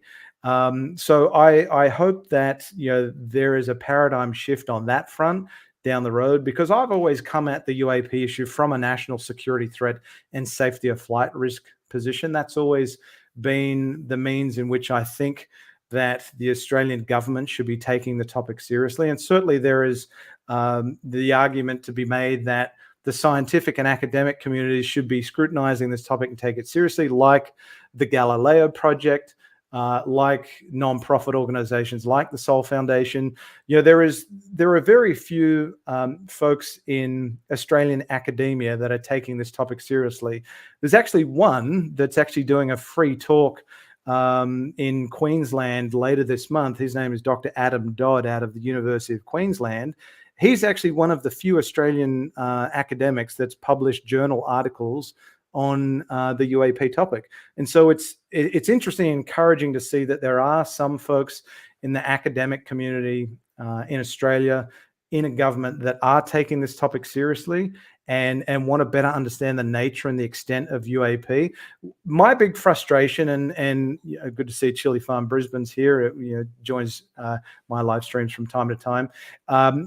The frustration that I and so many of my other Aussies have is that the Australian government is so reluctant to even acknowledge that a conversation needs to be had on the UAP topic. Because we Aussies, we just want our government to acknowledge that UAP is a conversation worth having, investigate UAP, and reach some form of conclusion as to what UAP are. I agree with your suspicions, Dave, that I suspect that the overwhelming majority of UAP is human-made technology. It's either foreign adversarial stuff, it's our own technology, or it's even black budget stuff that's being black projects that are being tested in secret, and occasionally they're observed by folks on Australian and US soil that misidentify it as something that is non-terrestrial, is off-world. And I have engaged in correspondence with former members of the Royal Australian Air Force that have held intelligence positions that are of the belief that UAP is nothing but a ruse. It's all misdirection designed to throw off our adversaries, the likes of Russia and China. And I don't doubt for a second that is a big part of it. But I'm still quite agnostic on the UAP issue. I'm an atheist in my day-to-day faith, but on the UAP issue, I'm agnostic and believe that there is a there to it, because I don't believe that all of the sightings of UAP, UFO can be attributed to human-made technology or natural or other benign phenomenon. Based on the reports that we have that have been documented for now 80 years plus, that I strongly believe there is something to the UAP UFO phenomenon that warrants scientific scrutiny and investigation. And if it all does turn out to be human-made or natural phenomena, great. Well, then we've at least answered that question. But you should be able to have the curiosity of Galileo and at least want to look through the telescope and get to the bottom of this enduring mystery, because it's been going for 80 plus years now. I want to get to some audience questions here because I like to bring them in, and let's get started right off the bat here with Wildberry asking, are there a lot of reported experiences in Australia? Are there people So looking into it? there are, again, so the official position of the Royal Australian Air Force, who for decades and decades has been the lead on the UAP phenomenon, or if you saw a UAP back in the day in Australia, they called it UAS, unusual aerial sightings. That was the vernacular that Australia used. So they were charged. The Royal Australian Air Force, a very small cohort of the Royal Australian Air Force, was charged with investigating cases of UAP, UAS. Now, that all changed, obviously, in 1996 when they wiped their hands clean and said, we no longer are going to investigate UAP because we can't find any compelling or other scientific reason to continue to devote resources to the ongoing investigation. So the current position of the Royal Australian Air Force is if you, a member of the public or a member of the military, observe a UAP, call the cops. Or reach out to your civilian UFO organization, like the likes of MUFON, or your state-based UFO organization, or submit a report by Enigma Labs, or one of the publicly available reporting mechanisms. There's no current mechanism in place for everyday Aussies to report their observation of UAP. Now, when I first started sinking my teeth into Australia's involvement, or rather lack thereof, on the topic, I reached out to Roger Stankovic, who is the director of Australia and New Zealand for MUFON, and I asked him, well, across a comparable date range of what the ODNI was looking at for its preliminary assessment on UAP, the UAP task force, it came to the conclusion that there were 144 observations of UAP, and only one of them could be identified at the time of that report. I reached out to Roger Stankovic and I asked him out of curiosity, how many Australian reports of UAP has MUFON received in that comparable date range of 2004 to 2021? And there was approximately 1,050 reports, Australian reports from MUFON. Now, the Royal Australian Air Force, despite the fact that it could not readily identify or resolve approximately 3% of the cases that it had in its caseload in its time investigating UAP, if only 3% of those reports submitted to MUFON in that date range of 2004 to 2021, if only 3% of those could not be resolved or readily identified or truly anomalous, that's still around about 30 to 35 cases of UAP that would warrant further investigation. So I don't doubt for a moment that there are a lot more observations of UAP in Australia that go unreported, based on the fact that we currently don't have any reporting mechanisms in place. We are not nearly as densely populated as the United States. I mean, Australia is very much a coastal country. We don't have any eyes over the vast uninhabited desert that is Australia. We just don't have the sheer volume of toys that the US military has in terms of censoring equipment and so on. You've got all these observations of UAP being picked up in military airspace and military installations in the United States, because that's where a lot of the sensors are located. Now, we don't have nearly as many military installations in Australia, and we don't have nearly as many people looking up at the sky at night across the wide expanse that is Australia. So to answer Wildberry Candy's question, it would not surprise me if there are a lot more observations of UAP that go unreported in Australia. All right, let's go to another question. This one from Sweet Tony T in the UK, yes. Grant, is the Australian government aware of interactions with UFOs near nuclear establishments? I would safely say no, they're probably not. Only what the Australian Department of Defence is probably only aware of what ARO has been able to document to date. Now, the Australian Department of Defence is more than likely privy to ARO's classified report, the classified historical report and other classified reports that it's put out thus far. The intelligence community is probably more in tune with a lot more of the classified data that's been provided to members of Congress in the United States. Australia is not a nuclear country. Obviously, we don't have a nuclear arsenal, although that's going to change in the decades ahead, because as part of the AUKUS agreement, the Australia, UK, US trilateral alliance, Australia is investing almost $500 billion into the acquisition of nuclear submarines.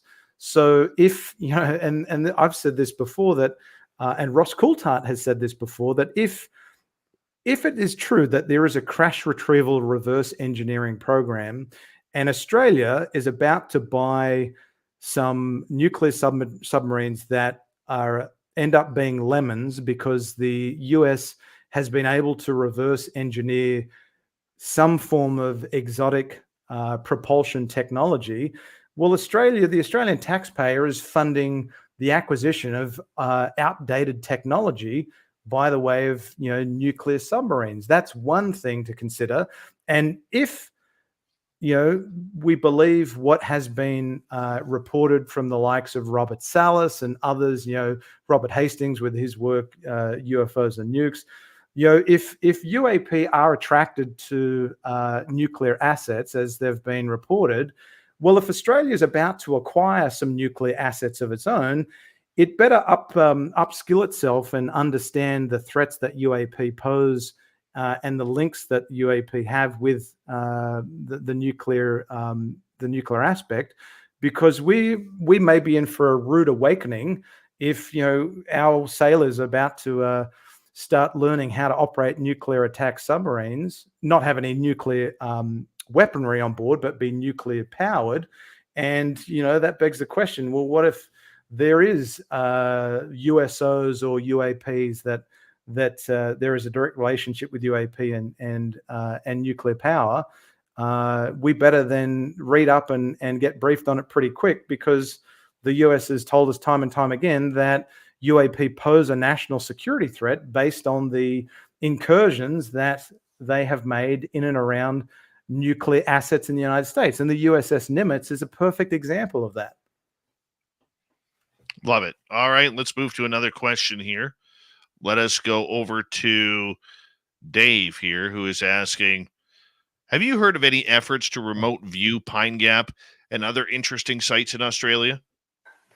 I've only heard of what Joe McGonigal did when he was part of his remote viewing efforts, when he was part of, I think it was SRI's Stargate program, or the remote viewing efforts by those folks under Hal Puthoff and so on. I mean, I've never seen any data pertaining to what Joe McGonigal purported to have viewed, but it certainly makes for an interesting story. And if there is a shred of credibility associated with remote viewing, then it makes for an interesting conversation that, well, what is there something potentially under Mount Zeal in the Northern Territory, a couple of 100 kilometers away from Pine Gap, because there has been reports of an installation, a secret installation under the ground at Mount Zeal. So, what is the purpose of that installation? Who owns it? Who operates it? What's housed there? What's its purpose? It's an interesting question, but I'm not aware of any other Australian landmarks that have been remote viewed. Only that one that was covered. I think it was called Project 1888 or something to that effect, that was done, a remote viewing effort back in the 80s. Let's continue on here with Chill Farm. Could a good place to start in Australia be Tanya Monroe or our CDS and Cicero board member? So Tanya Monroe is CDS's chief defense scientist. She heads up Australia's Defence Science and Technology Group, which is now engaged on the topic of UAP. And the latest Chief of Air Force brief or Senate estimates brief on UAP that I was able to secure for release through FOIA it's an October document that I got only a few months ago. It now confirms that Tanya Monroe is the lead for the Defence Science and Technology Group on UAP discussions in an Australian context, along with the Royal Australian Air Force under the leadership of the Chief of Air Force Air Marshal Robert Chipman. So Tanya Monroe has more than likely been briefed on UAP and is kept apprised of ARO's efforts and findings. She only recently stepped down as a member of the board of the CSIRO. That's the Australian government's Commonwealth Science. It's the Commonwealth Science Organisation. So that is absolutely a good place to start. And I recently submitted a FOIA request for emails for Tanya Monroe pertaining to the UAP topic. I got a no documents response, no records response come back. But I've recently submitted a follow-up FOIA request for a copy of any briefing documents that were developed by or on behalf of the Defence Science and Technology Group and the Chief Defence Scientist on UAP. And that's still pending. So it will be interesting to learn if and what level of engagement and discussion internally has been had on UAP by Professor Tanya Monroe and the Defence Science and Technology Group more broadly. All right, let's get to one more question. Sovereign here. Any follow-up on the vanishing of an entire family that was documenting UFOs and helicopters at their Australian home? Are you familiar with this story? Can't say that I am. Not familiar with it. If Sovereign Cosmic Wildman can provide a bit more context, I might know. But on first glance, no, not familiar with that one.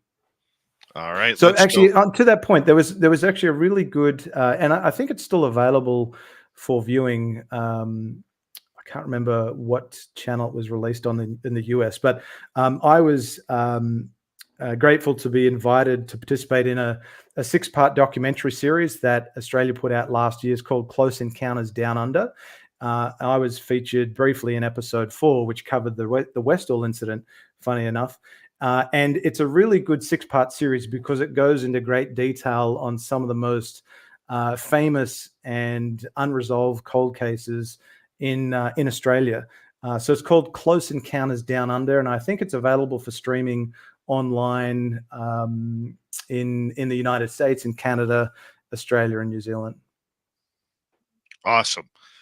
We got under 2 minutes to go with you here tonight, and let's try and sneak in one more question from Tony.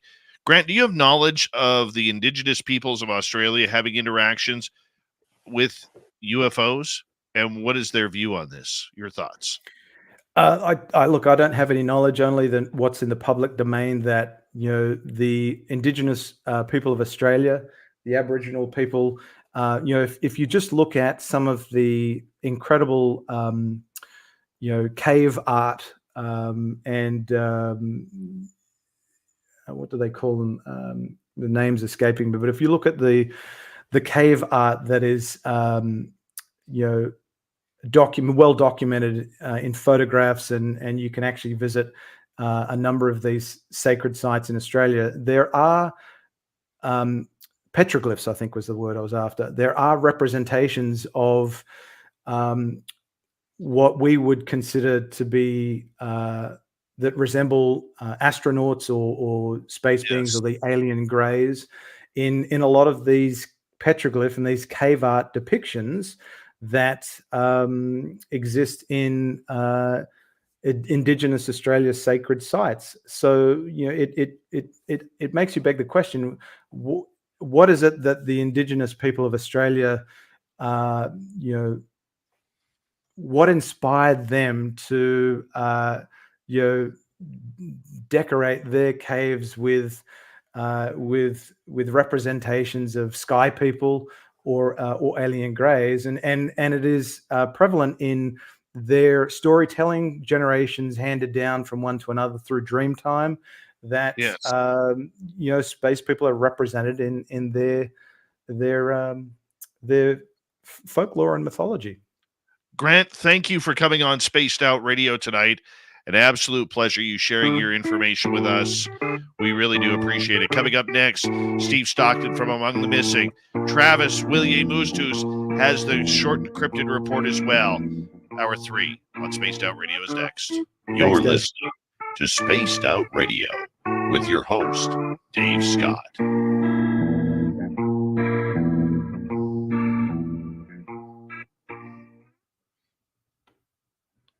Great show, my man. Great show. Yeah, it was a fun chat. Thanks so much for the great conversation. I really enjoyed that. Oh, it was great. It was great. We got to do it again. Yeah, totally. I'll be happy to come on anytime you want me on down the road. So yeah, appreciate the invitation once again. It was good fun. So thanks for having me on. Let's stay in touch, my man. You take care. We'll do. Well, enjoy the rest of your show, and yeah, look forward to staying in touch. Take care, my man. Thanks, Dave. Bye, everyone in the chat. Bye for now. Bye. All right. Hi, George Jetson. Where's your boy Elroy? Wife Judy, or daughter Judy, and Jane his wife? Be right back.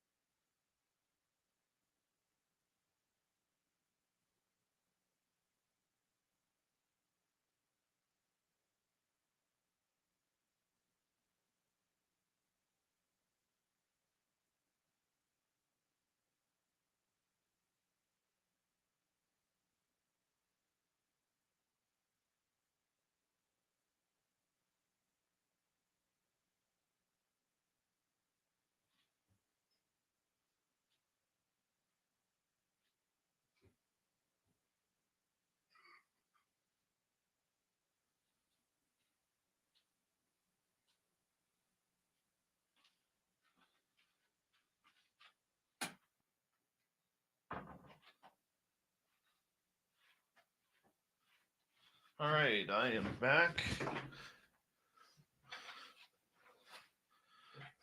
Oh, Deidre, you're so right.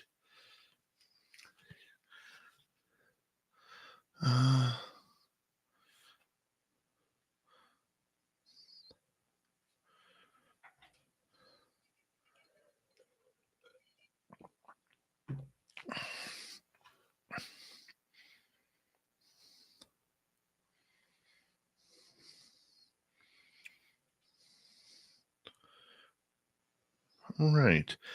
Reminder, you only have 6 days to sign up and get your VIP passes for the Spaced Out Radio Fan Party in Reno, Nevada, May 10th through 12th.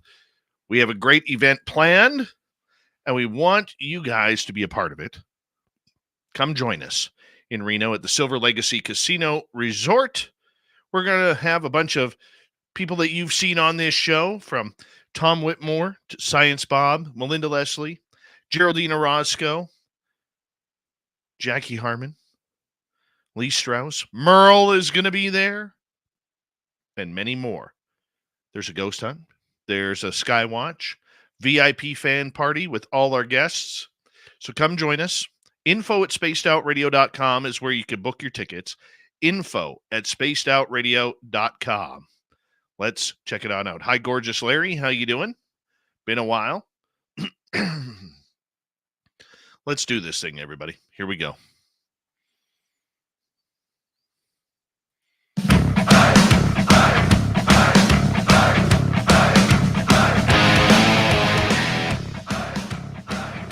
Here we go with the third and final hour of Spaced Out Radio tonight. My name is Dave Scott.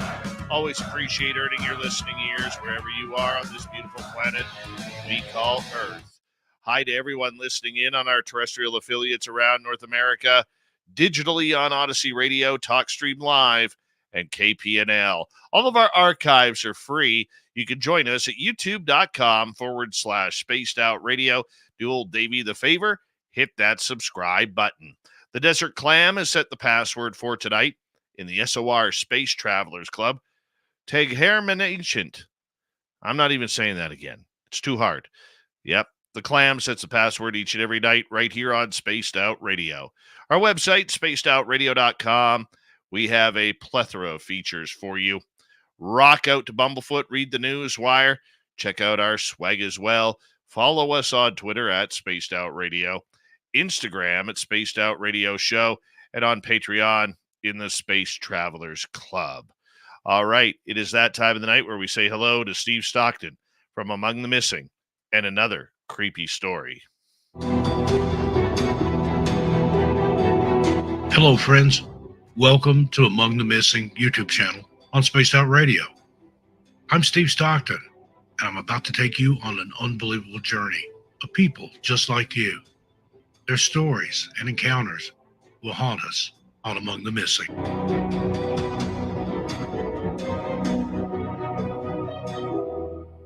On Friday, May 5, 2023, 34-year-old Eli Michelle of Columbia City, Indiana, and 32-year-old Nafiana Wall of Seattle, Washington, started climbing the Moses Tooth Peak at Denali National Park and Preserve, according to the National Park Service. Eli and Nafian's last communication was at 5 a.m. on May 5. They checked in with a friend using an inReach satellite communication device. During the conversation, they mentioned their plan to climb the West Ridge route of the Moses Tooth, a mountain nearly 2 miles tall. The National Park Service describes the Moses Tooth route as a steep and technical one leading to the peak. On Sunday, May 7, 2023, Eli and Nafian's friend reported that they had not returned as predicted and had not checked in via inReach. The National Park Service immediately executed a search. Search members found Eli and Nafian's tent unattended and subsequently discovered boot tracks leading to a recent small slab avalanche. Temperatures when the pair went missing were between 5 and 20 degrees Fahrenheit at night. The National Park Service said several pieces of the climbers' equipment were also sighted along the 3,200-foot fall line, including 2 ice axes and a climbing helmet. Eli and Nafian were only supplied for a single day in the wilderness. Their friends said the men planned to climb the route in a single long push. Denali National Park and Preserve spokesperson Maureen Gultieri said, as is typical, to minimize weight and move fast, they did not take overnight gear, nor likely more than a day's supply of food, water, and fuel. Mountaineering rangers found evidence that the climbers were swept off their feet by a small slab avalanche Friday evening while high on the West Ridge route, the National Park Service said. Rangers followed boot tracks continuing up the West Ridge. The tracks do disappear at the avalanche, Park spokesperson Gultieri said. By Thursday, May 11, 2023, search leaders determined that survival is outside the window of possibility for the missing men, according to the National Park Service. The search was ultimately scaled back, and subsequent intermittent aerial searches of the area have yet to be successful in finding them. Park spokesperson Maureen Gultieri said in an email to the Tribune, "It is the park's policy and intent to find and recover the remains, as long as the recovery does not put the life of the rescuers in a potentially life-threatening situation." At the time of this recording, Eli and Napian remain missing. Thank you to Steve Stockton from Among the Missing on YouTube for a great story and sharing it with us tonight. You can find more stories just like that at youtube.com/Among the Missing. Go hit subscribe on that today. From the missing to the mysterious, Travis William-Moostus filling in for a traveling Robin Haynes on the Crypted Report.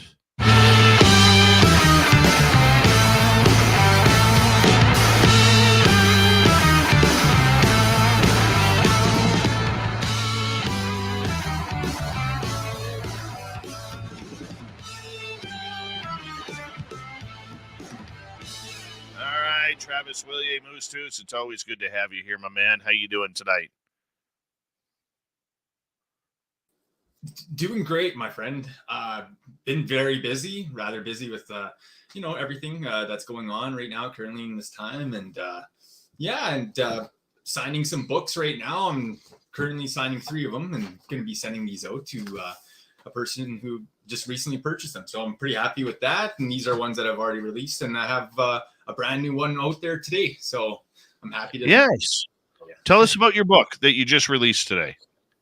Oh, so it's book 2 of the Mars Bug Wars. So this one, the one I just released today is called the Mars Bug Wars, the Forgotten Ones. And it's like I said, it's it continues the tale and the adventure of the General War Chief T and his Dark Squad unit, and but now they're renamed as Death Squad. So they're like on the Mars terrain. They're fighting all these bugs, and it's a great book. So check it out, and I hope y'all enjoy that. And it's been a great one to write, and I guess I should say share with the world out there. So where can people find it?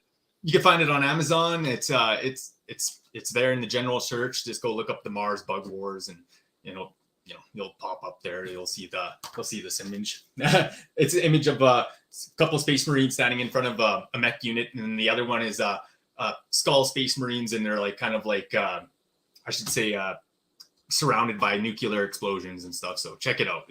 It's pretty metal of a book, and on that level of high intensity. So it's great. It's like I said, it was awesome to write, and if I was to ever do film, that'd probably be it, and make it totally in a Zack Snyder style, slow motion and high effects, and that's probably what I'd shoot for.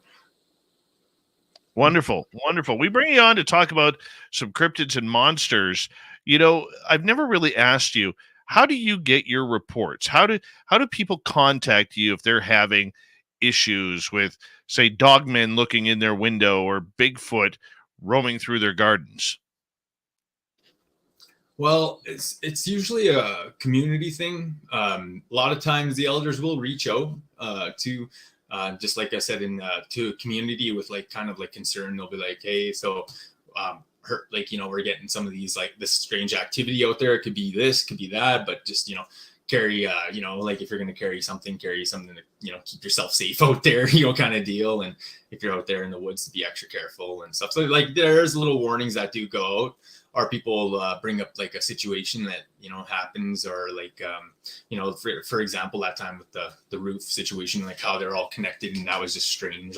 That was a pretty unique one. But other than that, people will mention if there's like a 10-foot cougar, or like if there's like even wildlife sightings, like even a bear, like I'll hear about it within the hour, like that's how, like I should say that's how fast the word travels. And but like for hauntings and spiritual like activity, that usually comes from a person or their willingness to reach out to me with that.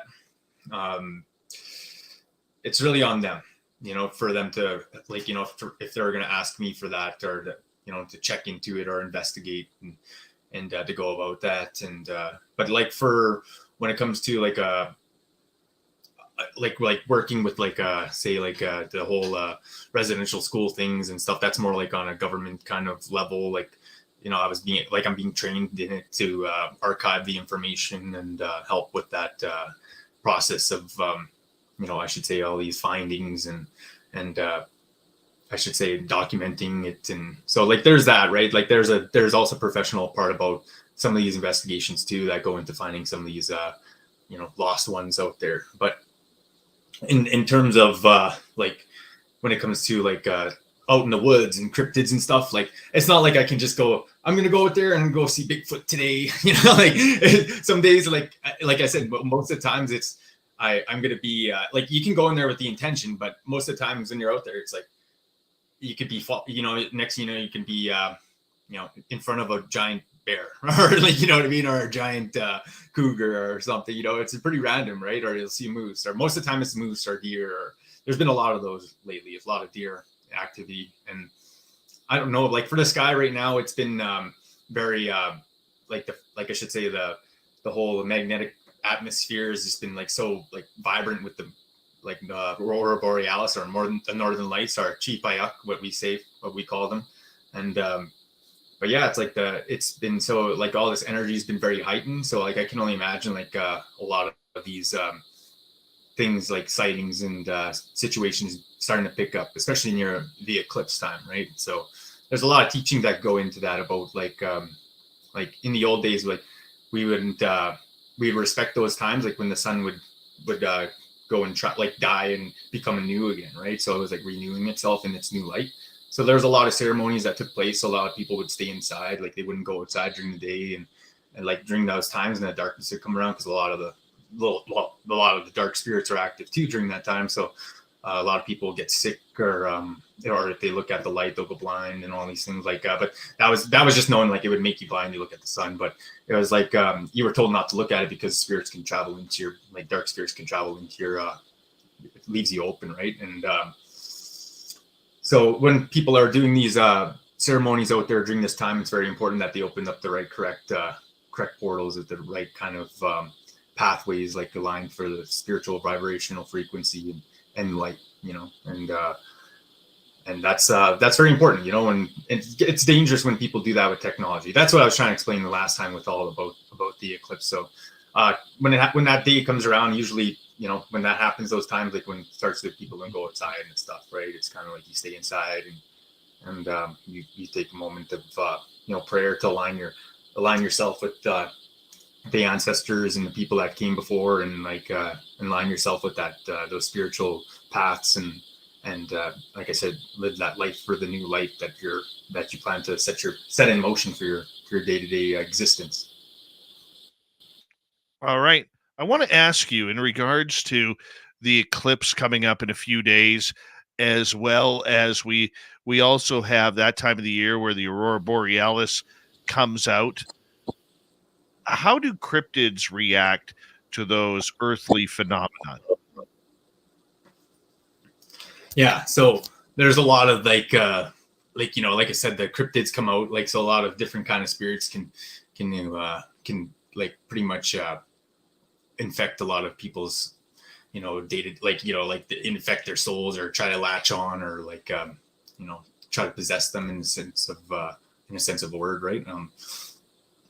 It's very important that people don't allow that, and it's very important that people stay connected with the higher sense of the enlightenment and going forward, right? So like I said, it's all about like letting those old cycles and stuff like die out and pass, like, and then going into the new future with our light, right? And the new light, like the sun, shining anew. So it's a very important time with that. But for cryptids, a lot of them, like Bigfoots and like the energies and stuff like that, it's all very heightened. So like a lot of them do act at like frequency, and so they do come out, and it's much more active. You know, it's a lot more easier for the sightings to occur and make those connections with that. And you know, it's very much possible at this time. You know, with all, like I said, with the frequencies and everything's on a higher level right now.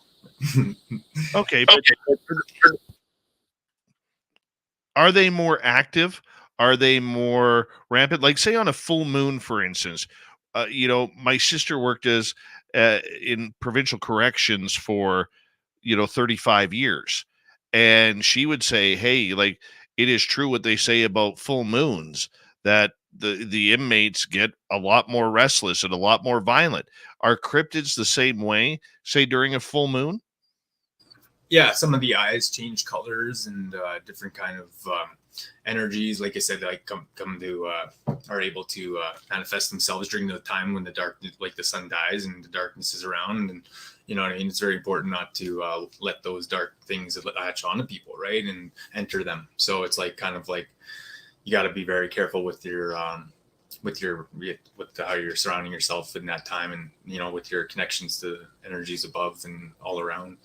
So with that in mind, it's like I said, the cryptids, they have their, you know, energies change as well, and usually the ones that are on higher frequencies are connecting with other people out there. They're helping guide those. Like sometimes it's a lot of these beings are actually guardians for a lot of people out there. Like they'll connect with their energy on those higher frequencies, and they're meant to, you know what I mean, and help people understand this, you know, reality. And it's part of being connected with everything on this planet and everything around. And so it's very important that we can make those connections and take that honest reflection and guidance from the higher beings and above, and follow that path from there on forward, right? And but for, like I said, and then we obviously know the other opposite of that, right? Is people are doing like the bad things with technology and trying to open up portals and stuff there. It's very dangerous because they're not quite sure what they're, you know, like they're like, oh yeah, it's the energy that could,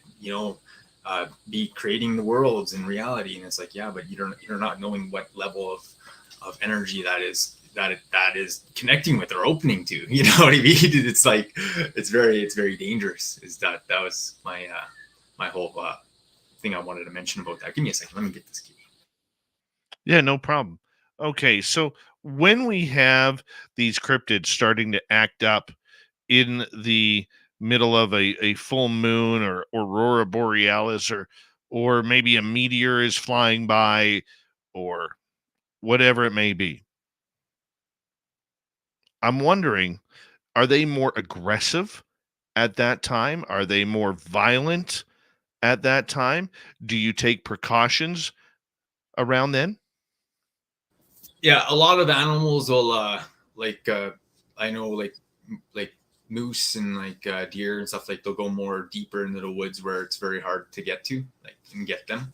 I know that horses will run around and act like very skittish, and like they'll run around like a storm is like approaching. And yeah, and but as for animals, yeah, you can see the restlessness and the energy taking place, right? Because like also too, with a lot of like the whole renewal thing, you know, it brings a lot of restless energy because that's a lot of change happening. You know, a lot of people are letting go of these old things, so it's allowing this new energy to come in, and some almost creates a restlessness, and because people just like, I want to go on and get it now, because they hear about that and they just want to, you know, go forward with it. But they have to understand it's a knowing, you know what I mean? It's not a, you know, it's a knowing, and just living it, you know, and being in this moment of life and existence, and enjoying that, right? The process of time. So yeah. Right. Well, one of the reasons why I asked that is because it was the night before a full moon in Canadian Thanksgiving in October 2022, where we had our Sasquatch sighting, and we heard noise all around us. I'm sure it wasn't just the big guy we saw, that there were a number around, and there was his friend who was getting closer to us because we heard him wooing way back in the background. And then 15 minutes later, we heard another woo again. I think it was Ric Flair out in the forest because literally it was woo, just like that, right? Twice in about a 15-minute span. And I know that it was transitioning from the night before a full moon to the full moon. And I mean, we didn't feel afraid or anything, but we sure did feel them all around us, my man. Yeah, like sometimes it could be the animals doing that too, right? And they're talking back, and and they'll do some stuff like that, yell or they'll say things, and you're like, well, what is that? Or you know what I mean? Like it's kind of catch you off guard kind of deal, but yeah, it's very much possible for that too as well. Like but for the Bigfoots, that's and it's a Bigfoot out there, and you got activity, and you're hearing it. It's awesome. It's a great feeling, because it's another level of energy or energy field that you're on, and you're entered, and your frequency is connecting with in that environment, right? So it's a nice thing that you get to experience, if that's and you got the woos, and you weren't getting any rocks thrown at you. You know what I mean? Like that's great. Yeah. Oh, absolutely. Absolutely. I mean, let's talk about the rock throwing for a minute here that Sasquatch is known to do. Why did they do it? It's just it's a classic, and it's easy defense. Like they can throw that and whip it around, and they're pretty accurate with their throws, and it's very easy for them to hunt like that with when they get deers and different kind of animals out there. Or like I said, it's easy defense if they have to get a bear away or something, or or if there's something trying to be aggressive at them, it's very easy for them to just do that. And opposed to being in a big fight or having to use a tree club or throw a tree trunk or whatever sometimes they have to do, right? Whatever the environment allows them to manipulate, right? And so it's more like that. It's almost like a evolutionary kind of like just a easy thing for them to utilize, I guess, tool. Well, when I look at it, and I've only ever had one rock thrown at me, one, and it was in one of our Sasquatch areas, and we didn't even know the guy was around, and all of a sudden we heard, a small rock come pinging off the ground, and it was like, all right, well, we didn't see where it came from, it just happened. And I know people who have had rocks thrown at them on trails, but they're not thrown to hit people. They're always thrown ahead or behind or over top. I mean, they're either the worst baseball player in the world, or they're so highly accurate that they don't worry about trying to hit you. They worry about trying to scare you out of the way or acknowledge that there is something around. That's my thoughts on it. What is yours? We got 1 minute to go. I can only agree with that. It's absolutely to let you know that they're there, and to go, hey, that's the warning shot. You know what I mean? Here, the next one is not, you're not gonna even see coming. You know what I mean? It's kind of just gonna hit you, and you're, Have you ever been hit by a rock by a Sasquatch? No, but we've, like I said, they've left us trees that have been broken, and or they'll leave giant rocks just sitting there, things like that, just boulders sitting around, and that's cool.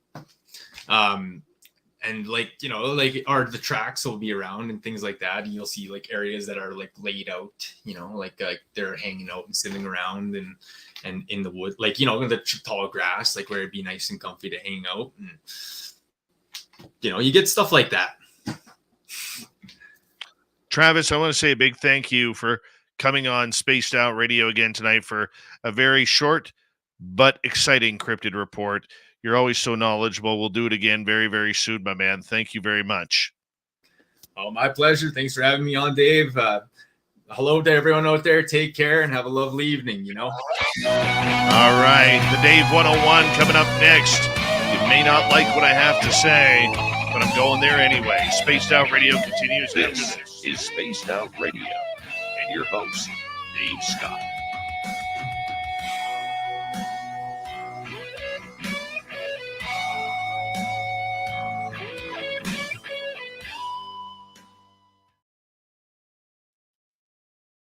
All right, Travis, thank you so much, my man.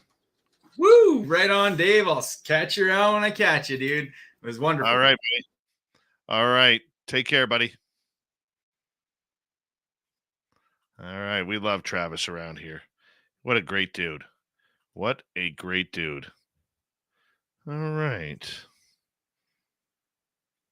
Not much good news out there.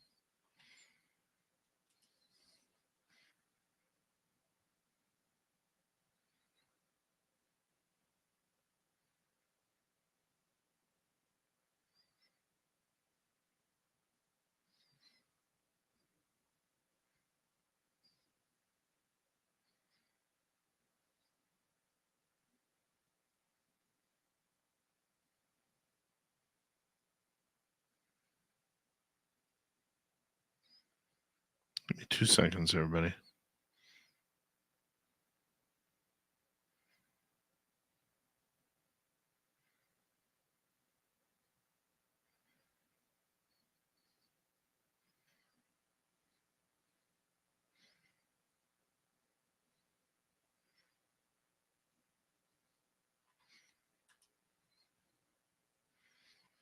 All right, perfect. There we go. Fun times, everybody. As I stare into the screen, you're probably wondering, what the hell is Dave looking at?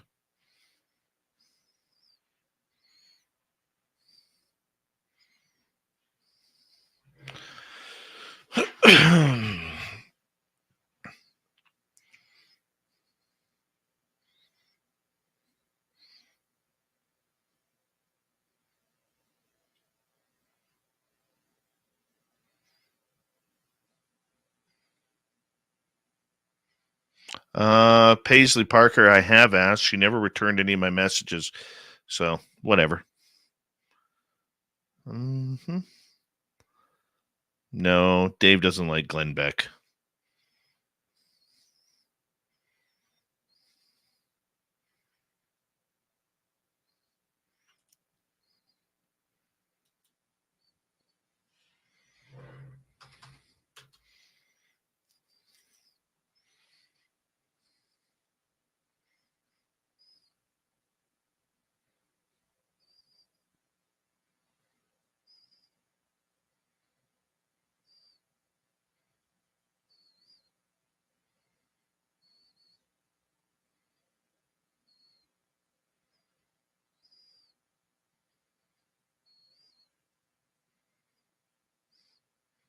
Big thank you tonight to Dutch Hank, Ozzy Ange, Bigfoot Rob, Chill Farm, and Steam Train Mark. Very much appreciate the love and support. Yeah, man. It's a great way to support what we do. If you haven't already, do us a favor, hit subscribe, ring that bell So we are here 7 days a week for your listening entertainment.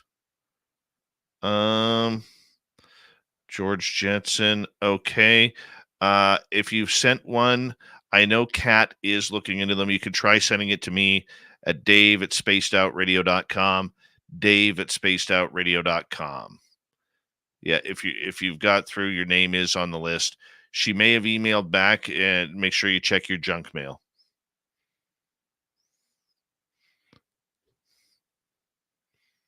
All right, everybody. We're coming up here to the Dave 101 here momentarily.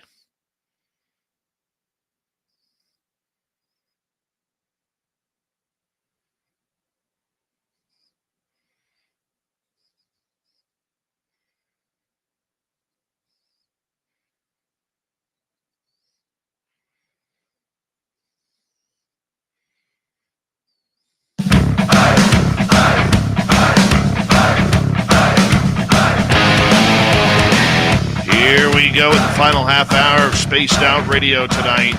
Good to have you with us. My name is Dave Scott. Always appreciate earning your listening ears wherever you are on this beautiful planet we call Earth. Hey, I want to let you know that you can find all of our archives free on any major podcast network or on YouTube at youtube.com/Spaced Out Radio. Just do me the favor, hit that subscribe button. Our website, spacedoutradio.com. We have a plethora of features for you. Rock out to Bumblefoot, read the news wire, check out our swag as well. Follow us on Twitter at Spaced Out Radio, Instagram at Spaced Out Radio Show, and on Patreon in the Space Travelers Club. It is that time of the night where we say, get off my lawn. It's a Dave 101.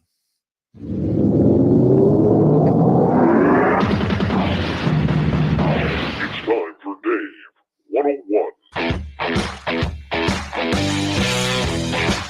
Open up the door, it's Dave! Dave, D-A-V-E!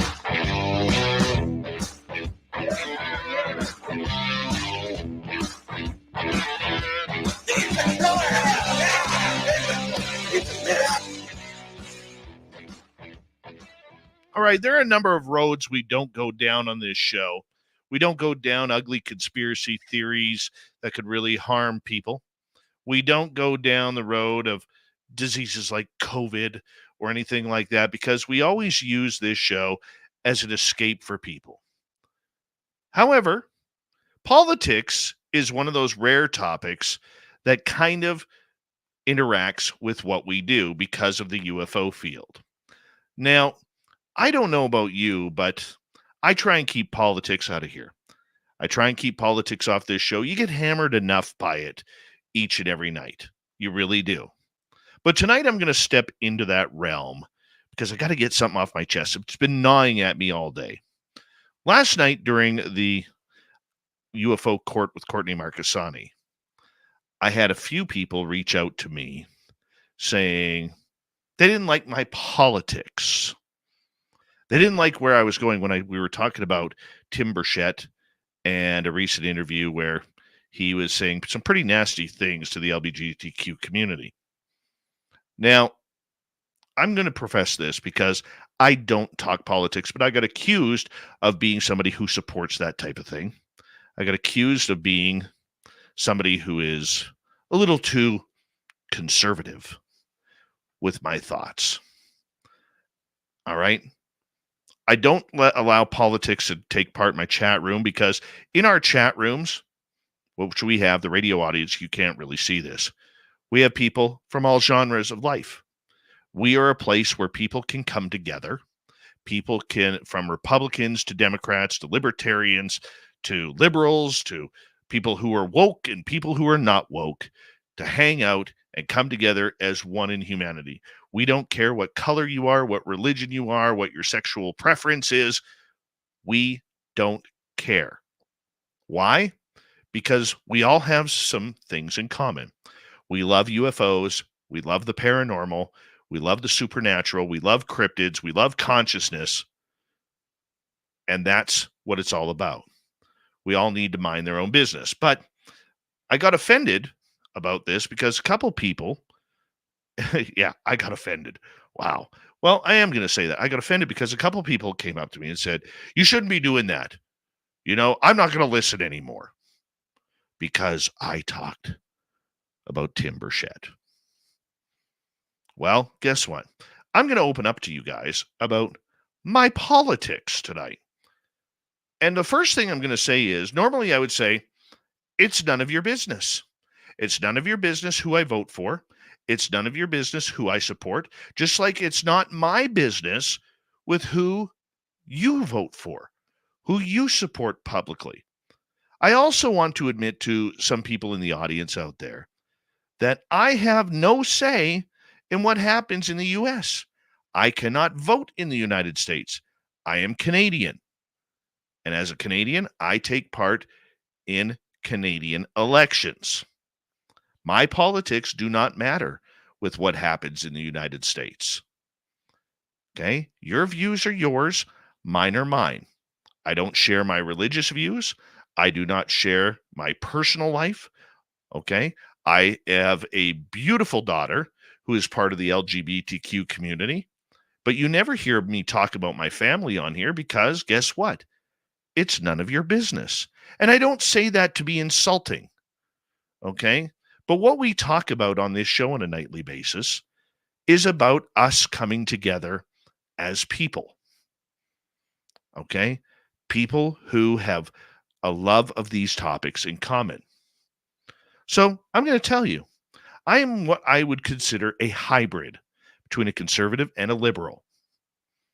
Okay? Conservatively, I like small government.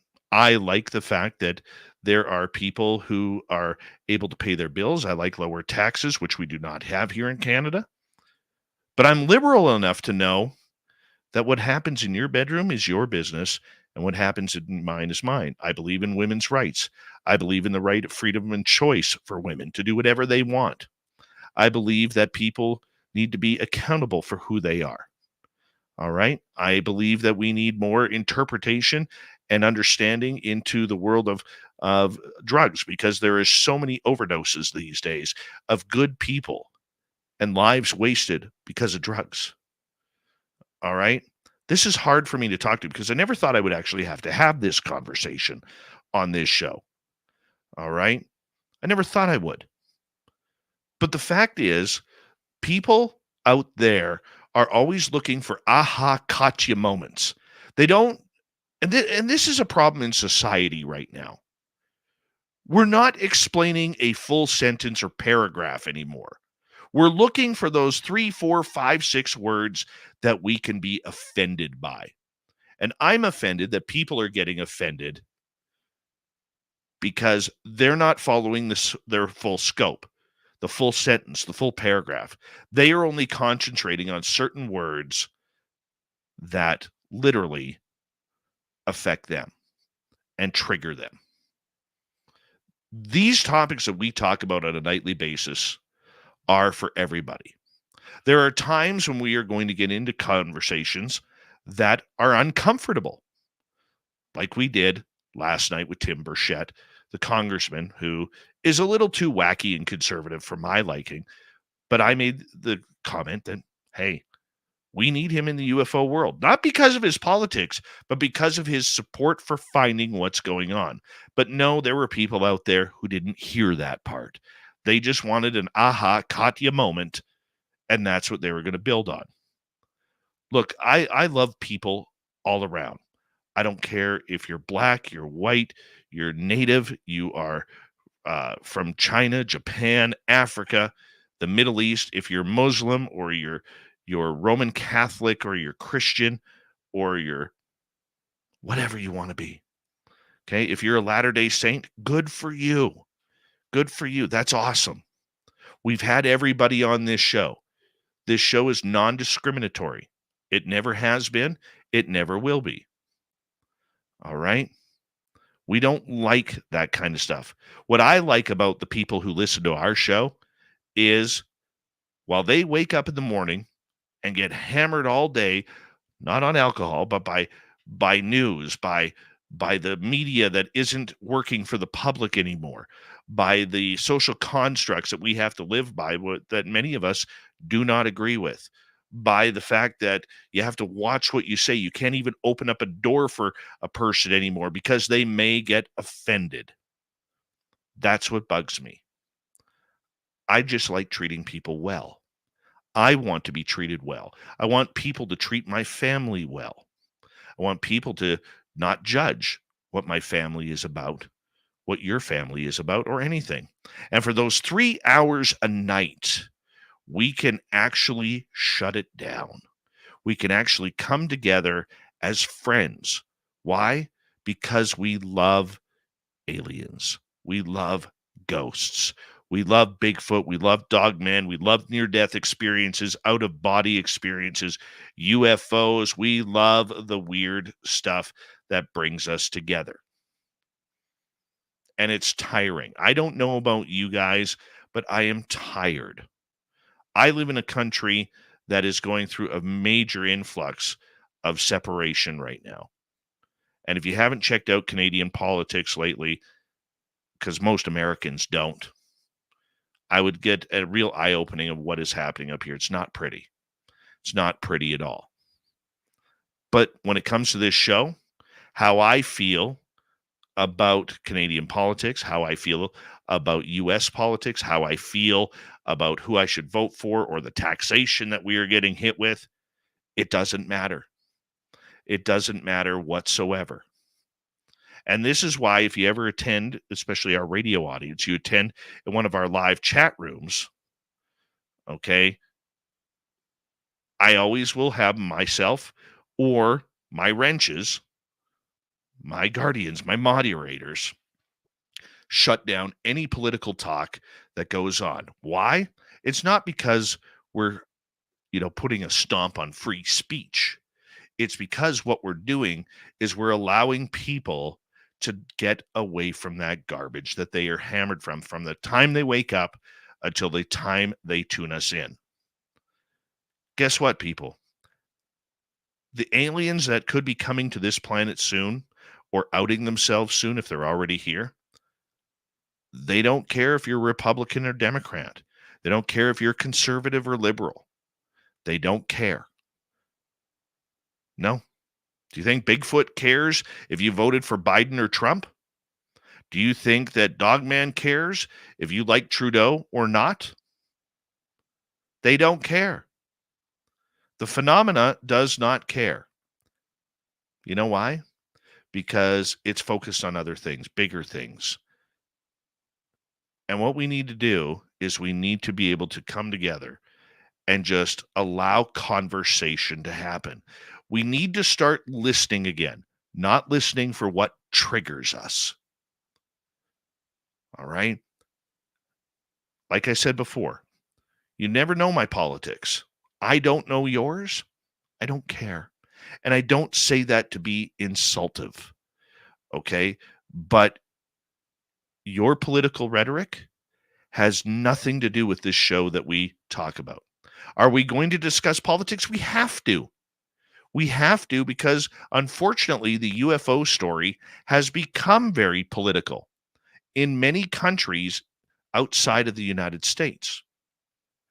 We have to find out what governments are doing with this subject. What are they hiding? Why are they hiding their interactions with UFOs? Why are they hiding their interactions behind an acronym called UAP? Why are they doing this? Why are they holding back the secrets of crash retrievals, potential alien bodies? Now, the skeptics will come out there and say, that's because they don't have them, and you're just an idiot who believes in this stuff. No, it's out there. It's just really hard to find because, believe it or not, this subject is very controlled by very few. And what they do know is that they know people are willing to put their emotions into it because the UFO world, much like the sporting world, is very emotional. It tugs at your heart. It tugs at your strings. And even if you are an experiencer, it tugs at your everyday life. It's all consuming. This is why, as a former member of the mainstream media, and now more in the alternative side, I've given up hope on my former career. I loved being a radio reporter. I loved it. I loved reporting the news, whether it was sports news, which was my dream job, or whether it was the news of the day. I loved it because I felt I was making a difference by impacting people by the words that I wrote a story on. But journalism, the way it was when I was in there, it's dead for the most part. And that sucks because journalists are supposed to be the eyes, the ears, the voice, and the police for the public. And that's all gone for naught. And it's too bad.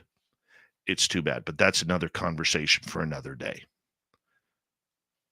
So if you want to play aha, caught you moments, maybe this show isn't for you.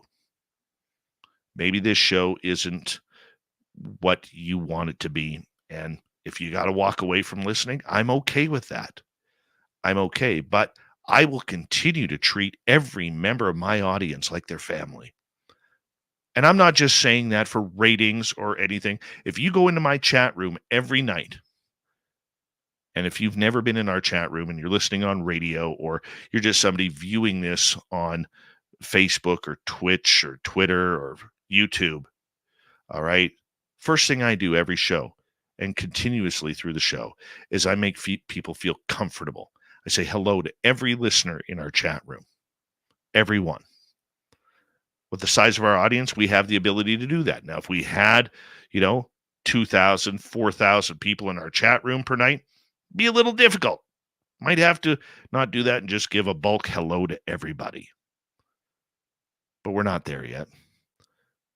But I will not be harassed by people who are playing aha, caught you moments over a political statement that was a story. My job as a journalist is to bring the stories. Sometimes they're going to be uncomfortable. Sometimes we're not going to want to talk about it. But I'm not going to be censored by somebody who gets offended by an aha, caught you moment. And that is your Dave 101. Let's get to the news. What time is it? It's time for Shirky Poo's news! All right, let's get into it tonight. Horror movies are like Marmite. You either love them or you hate them. You may be a fan of horror, and a good film in the genre should be exactly to do that, which is horrify you. But believe it or not, some films can make the mistake of going a bit too far. It's up to you whether you draw the line as separate countries will have their own rules and censorships, as some movies can be cut down or even banned. For example, the 2010 exploitation horror film led to a film festival director getting arrested for screening it. Named a Serbian film, it is built on a reputation for being one of the most extreme, disturbing, and disgusting horror films in the world. The film follows a semi-retired adult film star who agrees to take part in an art film, before leaving the business once and for all. However, he quickly discovers that he's been hired to make snuff films with themes that are just not really good for public talk. One particular scene involves doing it with corpses. Yeah, it's pretty gross and pretty disgusting. Well, with such an intense graphic violence and sexual content, a Serbian film has been banned in many countries such as Australia, Malaysia, and Norway. Yeah, it was first shown in the U.S. in March 2010 as part of the South by Southwest Festival, but when it was due to be shown in the U.K. in August, there was intervention from Westminster Council. They wanted it to be classified BBFC first before it was shown at the Film for Fright Fest. Yeah, a whopping 49 compulsory cuts had to be made to the film before it was allowed into the festival. The movie was then banned in the country for threatening sexual freedoms.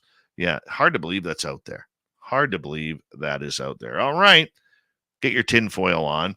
Just when you think you've heard it all, conspiracy theorists find new things to be concerned about, and this time it's the upcoming total solar eclipse. Yep. On April 8th, the moon will pass between the sun and the earth, completely obstructing our view of it and casting a dark shadow on our planet.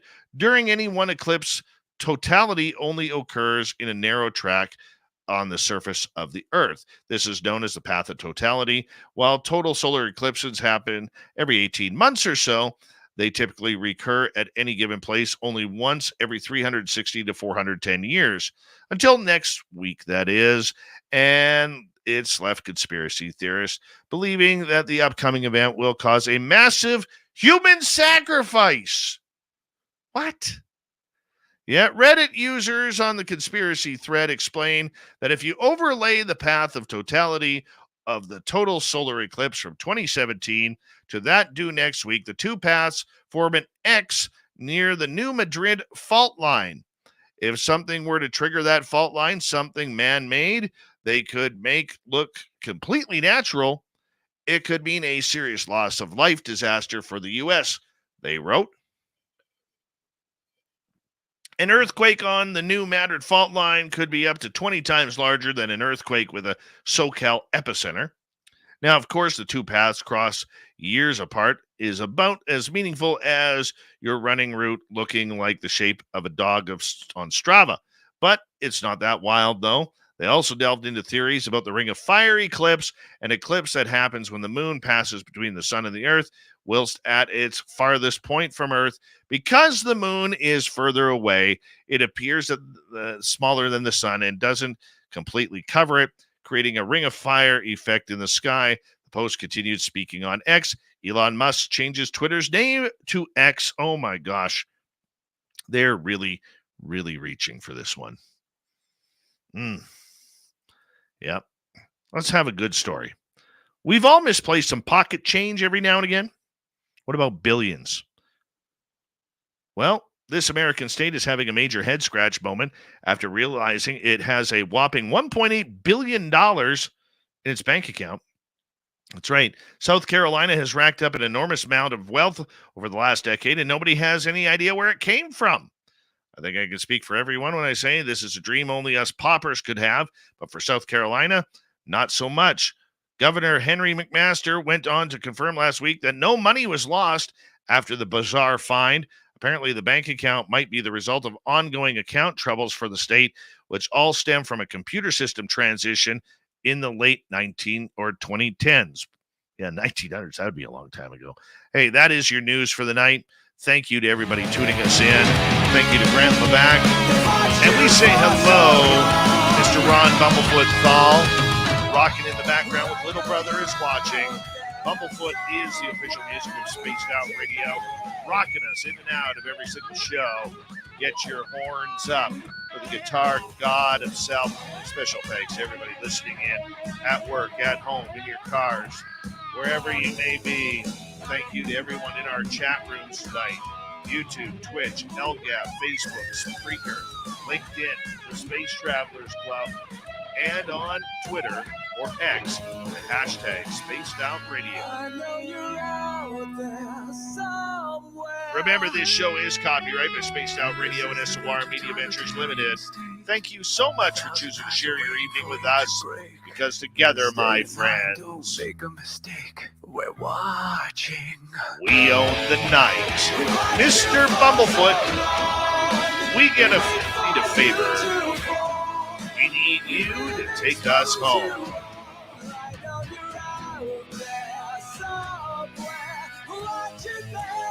Yes, the Woo train has docked for the night, but soon, my friends, we shall ride again. Your seats are always available. Your tickets never expire. And if you want to bring a friend, we've got room for them too. Good night.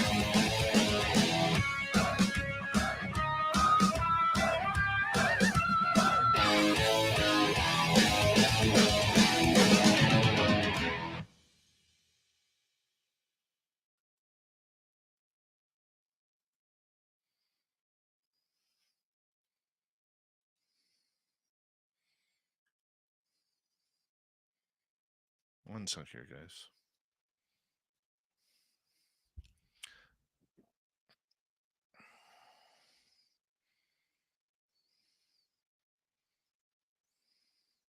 Thank you, Tim Mothman, for that great super chat. Greatly appreciate it. Anyways, I hope you didn't mind my venting on the Dave 101. I'm sure some people will be pissed with it. I'm at the point now where I don't care. I mean, I care, but I don't care. Right? This is why I always say no politics in the chat room. Right? Because there's always somebody looking for an aha, caught you moment.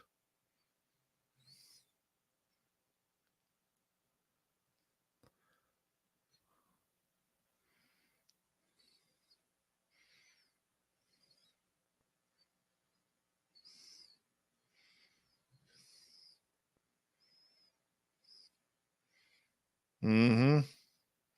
Where am I here?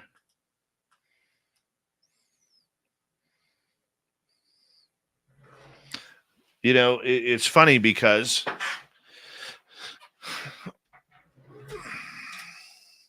High Adventures with Beth. Hold on 1 second. There's a number of people in here that just came in. CS, how are you? Lex Diaz, Scrub-a-Dub-Dub, Philip Backanuts, Dizzy F and Reed. Good to see you. Sweet Robbie G, love you, buddy. Rat Sass, thanks for coming on in. Rich, buddy, good to have you here. Boy. Did anybody get this angry Canadian comment? They were pretty rude here tonight. I've deleted a couple of them.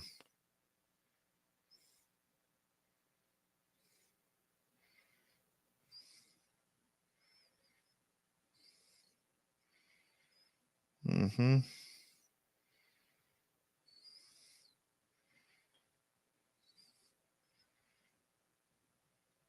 Hi, Christine Lynn. Sorry, GW, how you doing, buddy? Anybody else I missed? Hi, I'm Dave.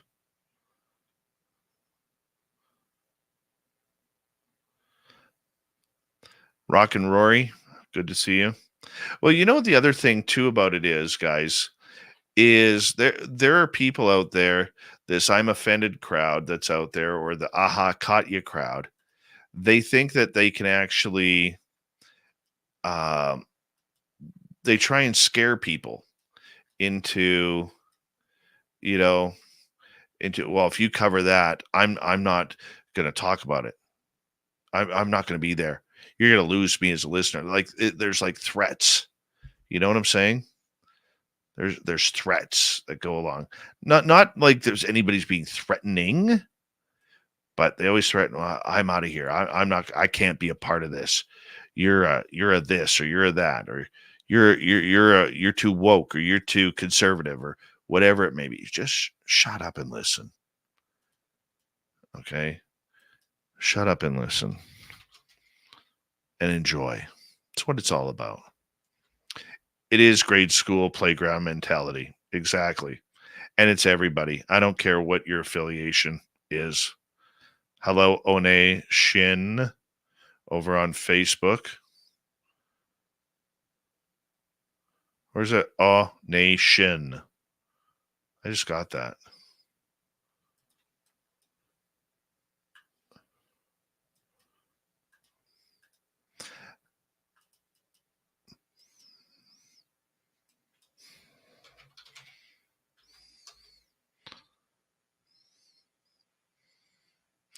I remember a number of years ago where somebody tried to accuse me of being phobic to certain people. And this is when the I'm offended crowd was just starting to warm up. And they tried to get me kicked off the air of my radio stations. It's true. People are nut bar on some things. Yeah, they tried to get all ugly with me on Twitter when it was Twitter. And it was sickening times. It made me literally sick to my stomach. I almost shut down the show over it because I just didn't need it. But I thought, no, if I do that, they win. they win. So I stuck around and I fought, and I had a good backbone behind me.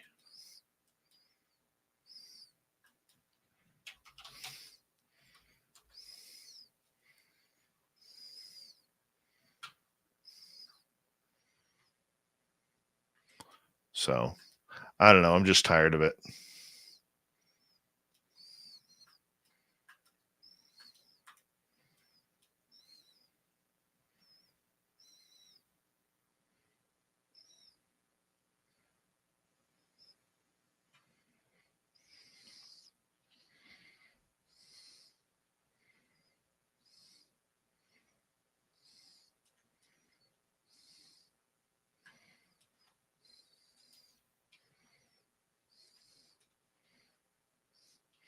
Where's that one? Is this it?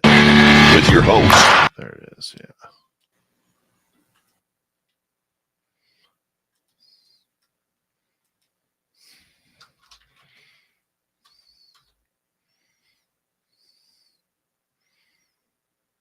Totally dizzy. Totally.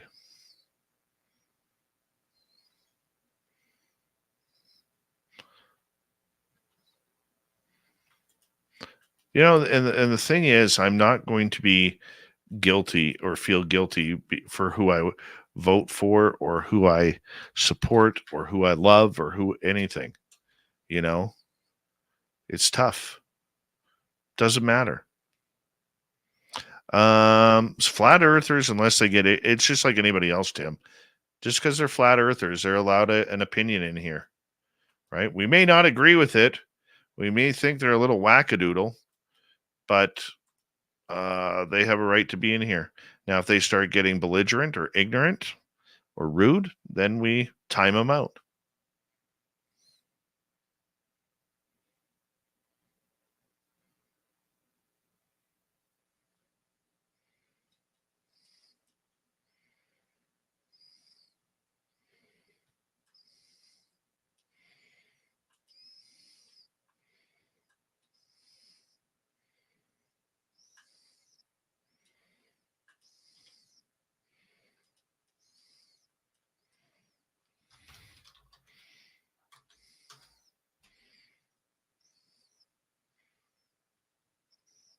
That'd be like me coming up to you, Rory, Rockin' Rory, and saying, "Hey, by the way, did you vote today? Who did you vote for?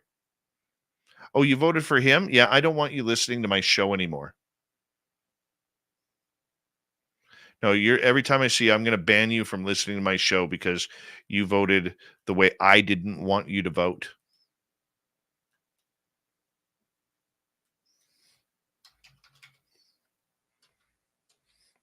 I don't care who you vote for. Vote. Just vote. Right? I don't care. I don't even know who my partner votes for. You know, her and I have been together 17 years, and I still do not know who she votes for or what her politics are.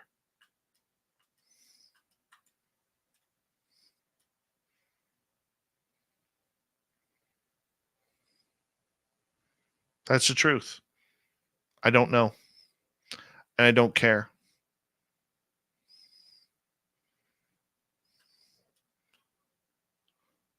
Lex Diaz, you hit the nail on the head there.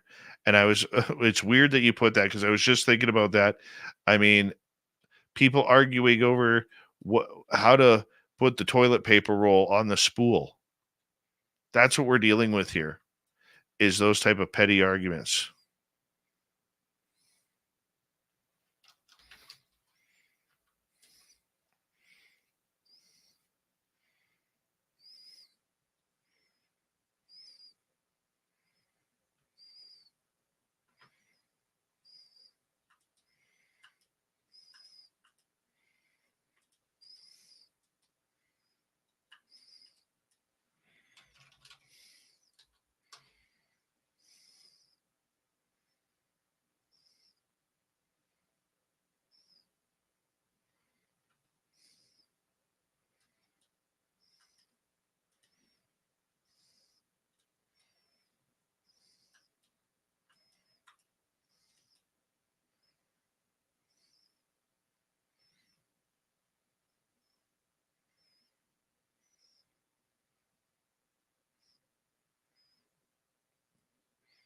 Well, bangs, not a mullet.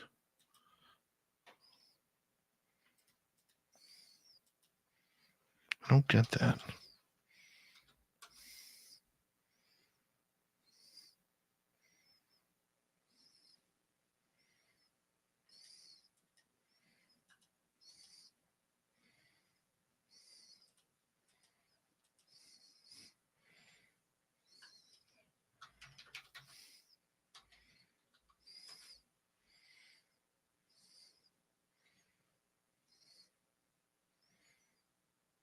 Appreciate that, Juliana. Thank you. I just get tired. That's all.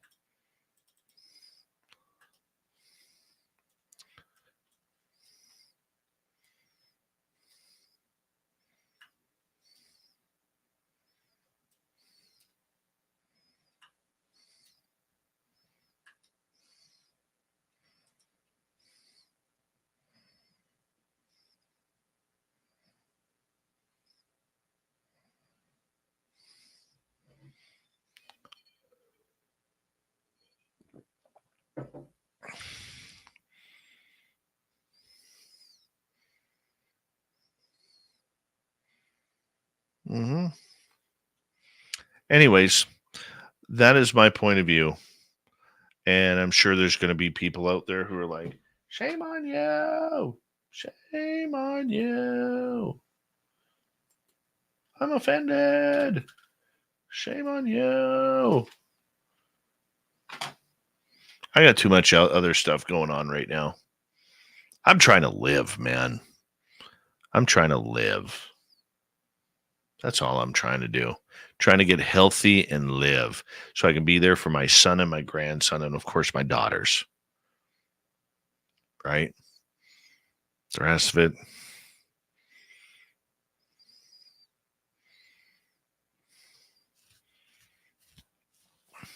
we just go with it.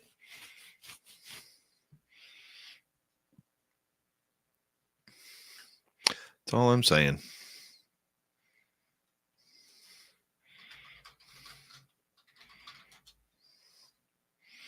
That's all I'm saying. All right. Thank you tonight to Dutch Hank, Aussie Ange, Bigfoot Rob, Chill Farm, Steam Trade Mark, and Tim Mothman and his goatee for the super chats. Very much appreciate it. Tomorrow night, we end the week with our main man, R. Keith Andrews. Yeah, baby. Let's turn up the woo. We got the woo train rocking tomorrow. We do. Woo train is rocking tomorrow. So come join us, will you? We'd love to have you. We'll talk to you all tomorrow night. See you then, everybody. Have a great night.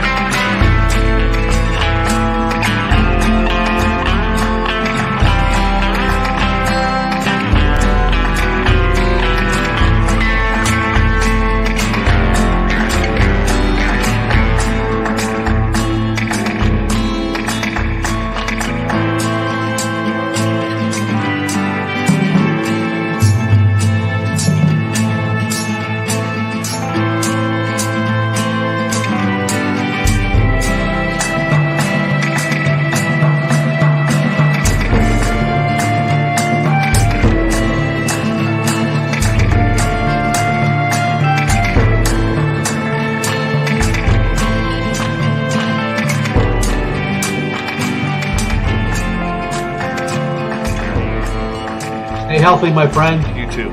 you need bail money, give me a call. Always, Dad. Take care. You too.